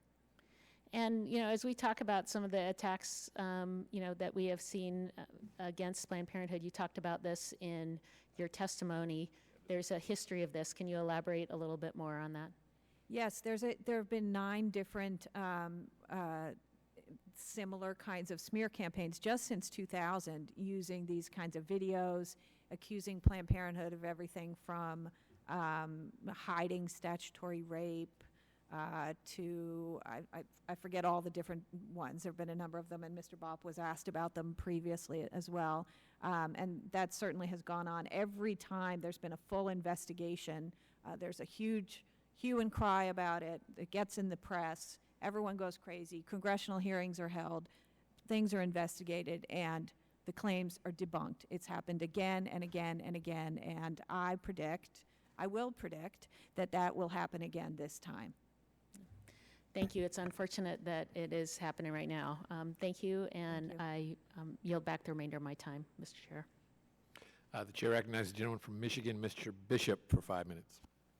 Thank you, Mr. Chair, and thank you to those of you who have shown up to testify today. Thank you for the fact that you've had to sit through this long bit of questioning. It's very important to all of us. I take exception with the last exchange that I heard, terms like smear tactics or smear campaign, attack on women's health. What would you have us do? I don't understand. All of us had to witness what we saw in these videos. Planned Parenthood is funded by the United States government, by taxpayers. It is our responsibility as members, Republicans and Democrats, to address issues like this in this format. I think it would be easy just to walk away from this and to just pretend like it didn't happen, put our head in the sand. It seems like Congress does that a lot. But in this case, the videos were so abhorrent and so unconscionable that it is our responsibility to step up and to have these hearings to get to the bottom of it before we go forward with the same old of funding and funding for the sake of having done it before. This is our responsibility, and I just want to make that point clear that I'm not here on any witch hunt. I'm not here. I'm a newer member. I've not been a part of anything that's happened in the past. I'm not here as a Republican or a Democrat. I'm here because I'm an American citizen, and I'm also a taxpayer, and I believe it's our responsibility to marshal our resources and do it in a way that's consistent with our fiduciary duty. That said, when I see this video, I'm outraged, and as a citizen, I want to be here and talk to all of you. And I want to get back to, sorry about the diatribe, but I think it's very important that you see the emotion in all of us. Yep. I want to get back to a question that we began with, and that was the discussion that we had about valuable consideration and whether or not any of this testimony, everything that we've heard, the videos, is in fact illegal. What is valuable consideration? I offer that as a question to my legal counsel here, both of you. Mr. Bopp, you suggested there's a gaping hole, and it's for reasonable payments, for reimbursable costs, whatever that might mean. I want to read you a portion of this transcript, if I might. And this is between one of the folks that set up the undercover video and two individuals in Planned Parenthood. The actor that was there for the undercover video said, "And we agreed that $100 would keep you happy, correct?" Lauren Felser replies, she is also the senior director of Planned Parenthood, "I think so." Dr. Gatter, also there, MD with Planned Parenthood, said, "Well, let me find out what other affiliates in California are getting, and and if they're getting substantially more, then we can discuss it then." The actor says, "Yes." Dr. Gatter says, "I mean, the money is not the important thing, but it has to be big enough that it's worthwhile." The undercover person says, "No, but it's something to talk about. I mean, it was one of the first things you brought up, right?" Dr. Gatter, The undercover person says, now here's another thought. If we could talk about a specimen per case, or per procured tissue sample." Dr. Gatter, Buyer, so if we're able to get a liver thymus pair, maybe that is $75 per specimen. So that's a liver thymus pair, and that's $150. Dr. Gatter, maybe that's, I can't tell with this transcript. Buyer, versus if we get a liver, thymus, and brain hemisphere, and all of that, and Dr. Gatter says, okay. Buyer, so that protects us so that we're not paying for stuff we can't use, and I think it also maybe illustrates things. Dr. Gatter, it's been years since I talked about compensation, so let me just figure out what others are getting. If this is in the ballpark, it's fine. If it's still too low, then we can bump it up. I want a Lamborghini.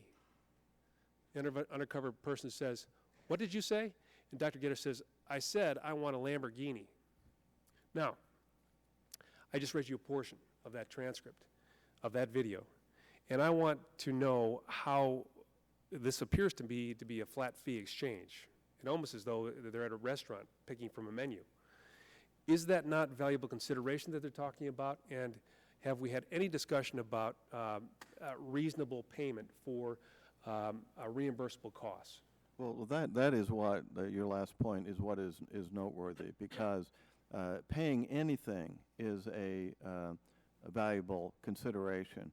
And the exception, which they are trying to exploit, is for reasonable reimbursement of costs, reasonable payments for various costs associated with the procurement of the tissue. Well, the costs don't vary based upon how many specimens you get out of a particular fetus. What varies is how much money you're going to get out of it. And what is noteworthy about that exchange is where was the discussion or reference to, well, what does it cost us? You know, when they're talking about how much. What she was interested in is, what is the market price? In other words, what is everybody else getting for this?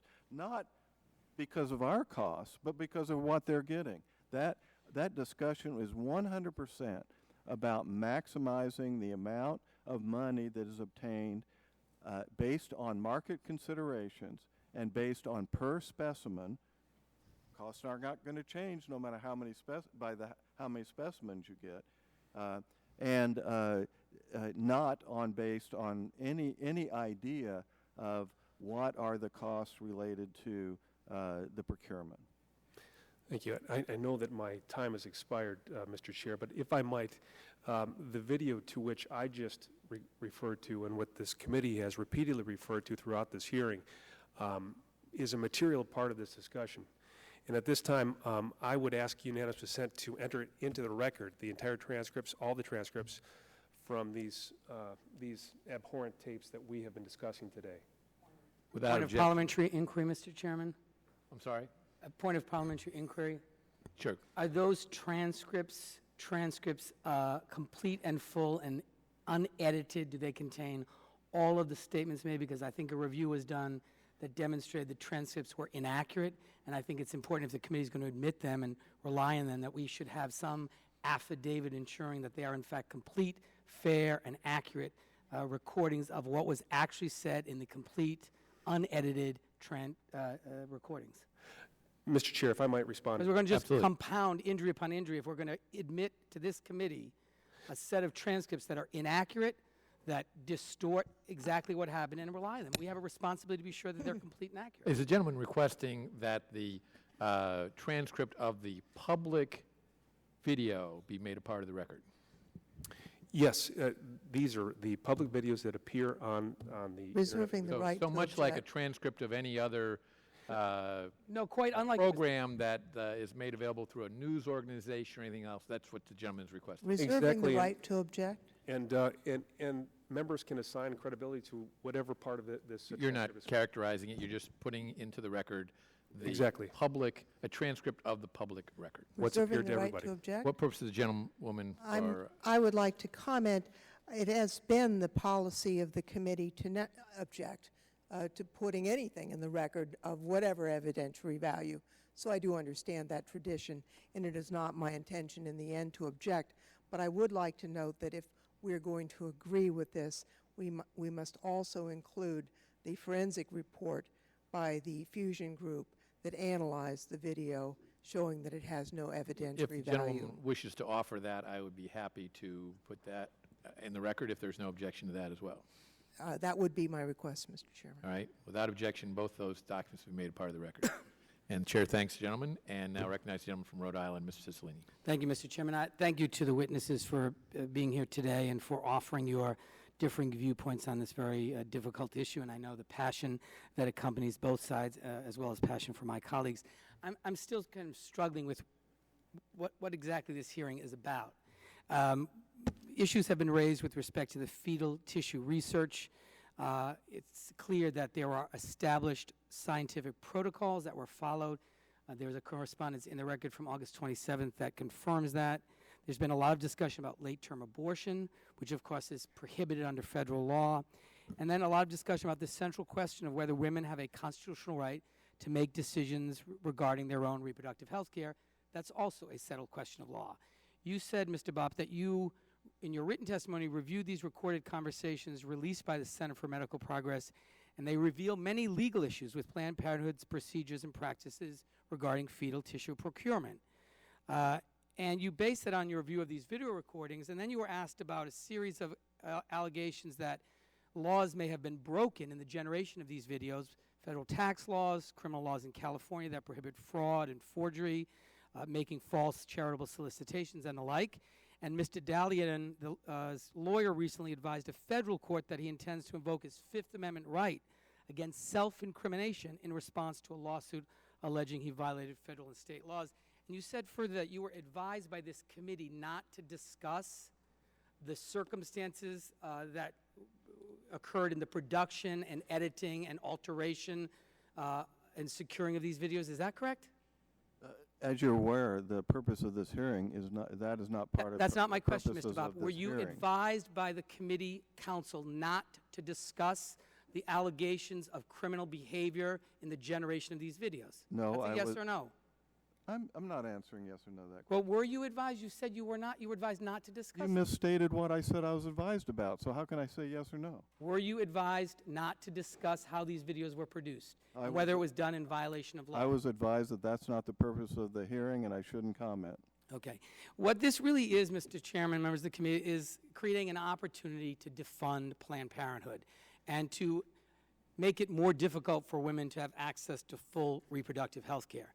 We know the value of Planned Parenthood. Each year provides essential care to 2.7 million patients, men and women, that 1 in 5 women in the United States has visited Planned Parenthood once in her lifetime, that 1.5 million young people and adults participate in educational programs on reproductive health, that 6 million visits a month to the Planned Parenthood website, where health care information is readily available in English and Spanish, 700 clinics throughout the country that provide 900,000 cancer screenings to help women detect cervical and breast cancer early, 400,000 Pap tests, 500,000 breast exams, and 80,000 of those cancer screenings detected early so that hundreds of thousands of children, siblings, and parents are still able to be with their loved ones because of Planned Parenthood saved their lives. I want to associate myself with the remarks of Congressman Deutsch and Congressman Gutierrez. I think, as you said, Ms. Smith, the cruel irony is that an effort to defund Planned Parenthood, which is already prohibited from using any federal funds to provide abortion services, means the other 97% of their services that I just outlined would be compromised, and in fact the incidence of unwanted pregnancies and abortions would increase. So defunding Planned Parenthood is very likely to cause exactly the thing that the opponents of Planned Parenthood claim they don't want, and that's more abortion. Would you speak more about that? Yes, I think that's right. And I think one of the things that this makes clear is that the campaign against abortion goes beyond abortion, and that it's also a campaign against contraceptives. We've seen that campaign heat up recently, and there's a number of, I just wrote a paper about this, not to promote my own research, but called Contraceptive Comstockery, which is about the recent campaign, which is revives some of the tactics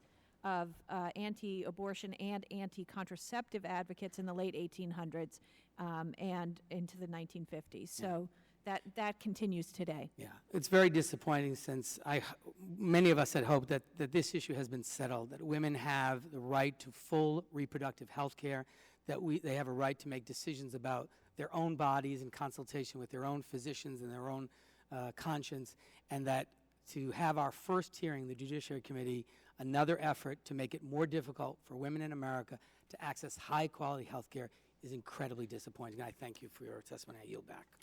Chair recognizes the gentleman from Georgia, Mr. Collins, for 5 minutes.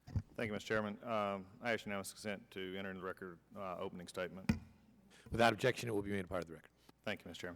Chairman. As I have said many times, as being a member last time on this last Congress and now this Congress, I'm sort of down here toward the end. And after hearing everything, there are many times that you come to points of really wondering, the points of why we're here. And I'm able to talk about a lot of different things. Ms. Smith, I'm not even sure, and I may get to you on the questions, but what I've heard a lot today from you is context. I'm not sure how any of these you could ever put into proper context. I don't care how many ways you want to spin it, what was on those videos and what was said, there's no way you put some of these in context that they're not abhorrent to anyone who would watch those videos. But I think there's a bigger issue here that really, for me, it carries out something, and that's Ms. Oden, Ms. Jensen. I think you made a statement when your opening statement about, you talked about, and I've heard this, and I've counseled many who have either had abortions or was thinking about abortions in my life and what I have done as a chaplain, as a pastor, but also as an attorney. And you made a statement, because I've heard this before, if a baby is disabled, we need to terminate the pregnancy. As if someone on the outside can determine a quality of life.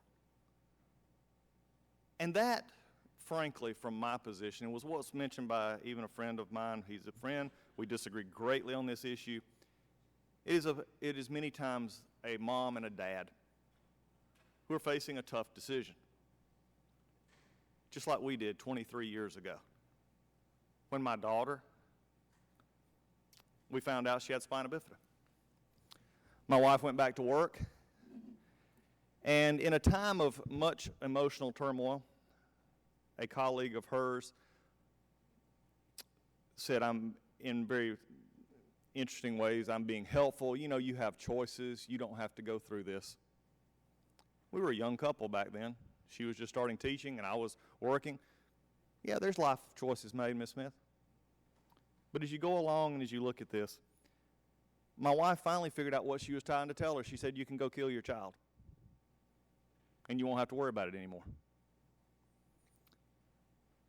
When my wife understood that, she said, you're talking about my baby, not a fetus, a baby.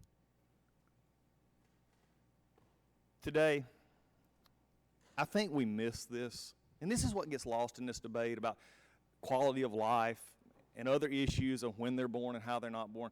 But the two of you have lives that are so productive so you're not a failure. You're a failure of a misguided person who would want to kill you before you could say, you're killing me. But you're not a failure. Cerebral palsy, I love how you said that. It's my blessing. I never thought that I'd have a chance to think that the first steps my daughter would ever take was rolling in a wheelchair. She texted me earlier today, and she was just asking how your day was going. I said, it's a pretty hard day. Didn't tell her what I was doing. She's at a place getting job skills and life training to be independent. And she said, well, Dad, whatever you're going through, I'm praying for you. My child has a life. And there are many in the abortion industry that are willingly telling people that if you have a child that has the most debilitating condition, or even up to spina bifida or other issues, you don't have to go through with this. We forget in this argument today, and I am so over context. I'm so over clinics, and we like our clinic better than the other clinic, Ms. Smith. There are other clinics that are out there that can help women and help in these issues. You know that. You may not like them. That's your choice. But I am so over the fact that we miss a fundamental issue here, and that's life. For me, I commend the hearing.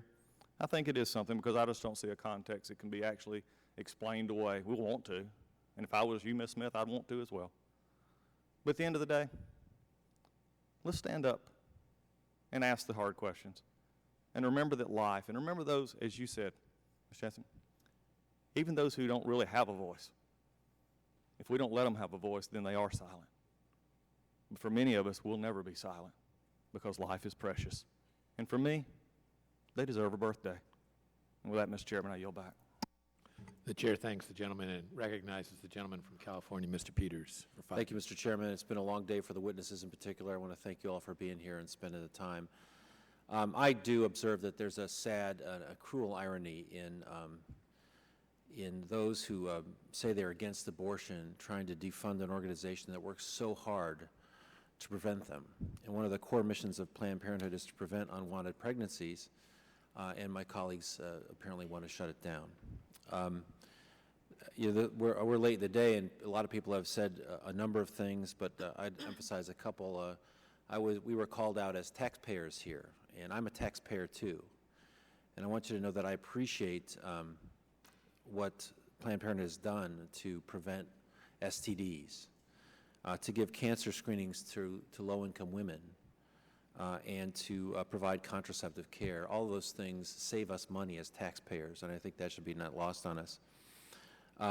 People have commented that the person who made the video is not here. In my experience in law, that would be an important witness, but that's been covered. And I'd say, too, that I acknowledge and I agree that the discussion of these issues on these videos was somewhat disturbing and at least insensitive. The issue for us, though, in the Judiciary Committee is to look at what's legal. And just on that point, I don't think anything today has shown that there's been something illegal here. And if you wanted to test that, you could ask the opponents if they would agree that there was a schedule of the amounts that they would agree was reimbursement as opposed to profit. And they would never agree that $30 was the right number or $50 was the right number, because that's really not what's at issue here. The legality of this is not at issue. This is an issue about abortion, a choice, contraception, and everything but legality. I'd also observe that Planned Parenthood has not been accused of committing fraud, violating licensing laws.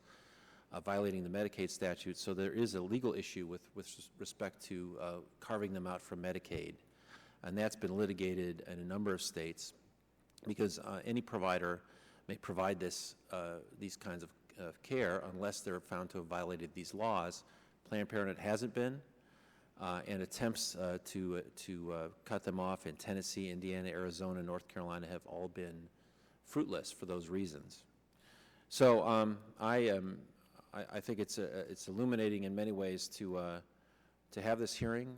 I think it hasn't really been about legality. It's been about a much broader issue, an issue I think we all thought would have been settled 40 years ago, that these are decisions that are very, very difficult for families, and my colleague just shared his, and gosh, what a thing to have to go through. But they are not decisions ultimately that should be made by a government. They're decisions that should be made by a woman in consultation with her doctor and in consultation with her family. And it's not for the Judiciary Committee or the United States government or any government to say how families should handle that very, very tough issue. So with respect to the issue of legality, I hope we've run our course. We've certainly had enough time to discuss it. I don't think we've found what legality would justify any further discussion on this, and I hope we can move forward. And I'll yield back. The chair recognizes the gentleman from Texas, Mr. Gomert, for 5 minutes. Thank you, and Mr. Chairman, you did not deserve to be called ignorant by Mr. Nadler. I think you made a very informed decision when you called this hearing, and I appreciate your doing so. And falling last or near the end, as I apparently have, get a chance to address some of the things that have been raised. First of all, my friend from New York, Mr. Nadler, said these people who did the videos were liars because they would have, if they were otherwise, videos were legitimate, they would have gone to the prosecutor to get these matters prosecuted. But I can answer that because I've advised people that came in as whistleblowers about things that this administration cared about as they do Planned Parenthood, where they defend them at all costs, as they have even after the videos were made public. Unfortunately, if you go to a prosecutor as a whistleblower on an organization or a group that this administration protects, they prosecute you. I have seen that over and over, and that's why at times I've advised people, you get a lawyer and we go a different route, but if you go to the Justice Department, you will find it's a department of injustice, because we've seen it over and over with this administration. And as far as cutting and being selective, they did take excerpts and put them online, but they also put the long video just so that people would not be able to come in here and honestly say what has been dishonestly said, that they were only trying to show a portion. They cut straight to what they felt was important, but they put the whole thing up there. And then as far as the continued statement that the first hearing this chairman called after the August recess was to launch an attack on women's health, I see this as a hearing to protect the health of females. I see this Fox News show Outnumbered. That's been my life for many years now. I have a wife for 37 years, thanks to her, and I have 3 wonderful daughters. And our first was born 8 to 10 weeks prematurely. She got down to 3 pounds before she started gaining weight again. I know what it is to hold a 3-pound child in my hand. And I didn't know whether to stay with my wife and Tyler to follow the ambulance. My wife said, go do anything you can for our child. I followed the ambulance. The doctor said she can't hear, she can't see you. Her eyes aren't good enough, but she hears you. She knows your voice. You talk to her. You caress her. She grabbed the end of my finger. She held it. They said I could stay for 2 hours at a time. After 8 hours, after they had noted, she's pulling strength and life from you, I couldn't leave. I stayed for hour after hour. But The thought that somebody could take that little 3-pound child and rip her leg off or rip her arm off and not consider that inhumane, or the thought that if we take this little child's heart or liver or organs and use it for a productive purpose for somebody else's life, then it's okay. And what really came home was a couple of nights ago, I'm in the Old Testament right now, and was reading about a woman that came complaining to the prophet, and she was in a city that was under siege, and she complained that another woman had talked her into a deal where the first time they would boil her little baby and eat the child, and then after that they would boil the second woman's child and eat that child. Well, let's face it, come on, this hearing we've heard over and over, if it's to save lives, it's okay. I could not believe how reprehensible that was, how immoral, and that seems to be happening. But I can tell you, I want my girls to have mammograms, and whether they have money or not, I want them to have mammograms. So doesn't it make more sense to give that money for those of us who deeply care about women's health, give it to facilities that actually do the mammogram so Planned Parenthood doesn't take their cut? And when anyone says, oh, but it doesn't go to fund abortions, listen, I've been a judge, I've been a prosecutor, I've been a chief justice, and if somebody says, well, look, we paid all the rent and all the utilities for this facility knowing that a crime was being committed in there, you have aided and abetted, and you are as guilty as the principal for what happens in that facility. And I see my time's up, and I thank you, Mr. Chairman, for your indulgence. Chair, thanks, gentlemen. Gentleman from California Secret. I'd like to ask unanimous consent to put in the record a letter from the California Primary Care Association indicating they do not have the capacity to pick up the Planned Parenthood casework. Without objection, be made a part of the record. This concludes today's first hearing as part of this investigation. I want to thank all of our distinguished witnesses for attending. We will soon announce the date of the next hearing, and without objection, all members will have 5 legislative days to submit written questions for the witnesses or additional materials for the record. This hearing is adjourned.